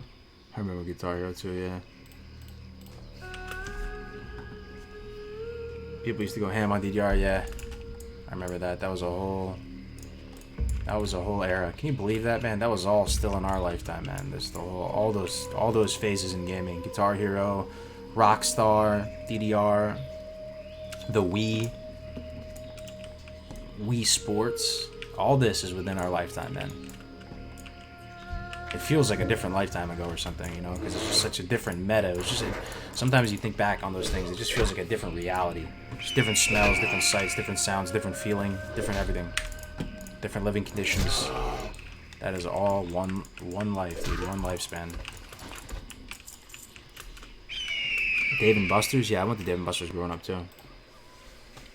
DDR Club, yeah. I mean, we still caught the tail end of chess, right, guys? Anybody actually grew up with chess? I remember I was really into chess, man. Playing the timed chess with the little clock. Dude, I felt so good getting my own little clock. Remember back in the day? You know, you press the little metal thing on the top, and you actually slap it. Like, you make the move and you slap it like this. Then they make a move, and you make a move, you slap it like this. The roll-up chessboards. I was actually part of the chess club growing up, and for a minute, I mean, I don't think I can do it anymore. I was actually able to play chess with no chess pieces. If anybody was into chess, you probably know what I'm talking about. You pretty much, the chessboard is a grid, and it's labeled, you know, I already forgot what they were labeled, like A1 through A8, you know, and then on the side it had some numbers and letters. And if you got pretty into chess and you played like a ton of games, you could actually just say, you know, pawn takes knight, A1 moves to A3, or whatever it was. And I mean, I'm glad we still got to, you know, experience chess in that physical sense, you know, with chess clubs and the physical board games and stuff. Chess is almost the ultimate strategy game. Oh yeah, love chess. Chess is still big though, is it? I don't even know. I just stay inside and play WoW all day. That's good to hear if it is though. Battleship? Oh yeah, absolutely, man. Battleship. All those board games.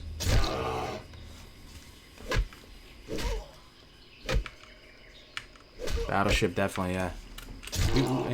We had a nice balance between actually going outside still, playing board games, having some element of physicality and all that, but also still got to enjoy like the digital media age and all this. So I think our childhood is pretty solid. We still rolled up we still got our hands dirty and went outside and rode our bikes. Rolled around on other people's pegs on the back of their BMX bikes and all that. Razor scooters. All that, but we still had all the, you know, the dope games. We had the renaissance of gaming. Chess, to see you're a man of culture, explains your big brain plays. Dude, I love chess. Chess is great. I still have a chessboard I had since I was a little kid. Still have it. Some wooden one. It's got the green felt on it. That's why I enjoy playing Warhammer tabletop. You get that physical experience still, yeah. No, I actually, you know my favorite thing about Warhammer, though? Maybe even more so than painting. I don't know, painting was pretty sick, though. One of the coolest things about Warhammer was actually making the tables. Maybe some of you had that experience where you would go out to the store and you'd buy the little mini trees and the little foliage and the felt, and you would go basically make a little diorama thing on the table, and you would play it. You'd create like the play area. Making those was so fun. Yeah, terrain. Yeah, that's what it's called. Yeah. No pain quite like taking a razor scooter to the ankle. Big true. Renaissance. When was the Renaissance? I would say the Renaissance of gaming was... When does it start, guys? I don't want to be so selfish here. A part of me just wants to say like it started with N64 and PlayStation, and then it moved into PS2 and Xbox and GameCube and all that. Basically starting from N60, basically just our childhood. I don't know, or for a lot of our childhood. But maybe not. Maybe the generation before is included in that Renaissance. Like Super Nintendo and stuff like that. Is that considered part of the Renaissance? Maybe, probably. Game Boys were the beginning. All right, so that's actually a good question for the chat. What do you guys think was the renaissance of gaming? Like peak gaming, a golden age of gaming. Yeah, let's see. Let's see what these people have to say. The people. I feel like Nintendo was extremely cutting edge versus whatever came before. I mean, true, man. Alright, I actually have a person here. 1 second.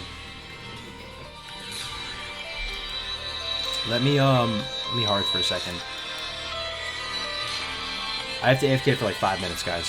Hopefully you guys stick around. If not, sorry, I just have a contractor here. 1 second.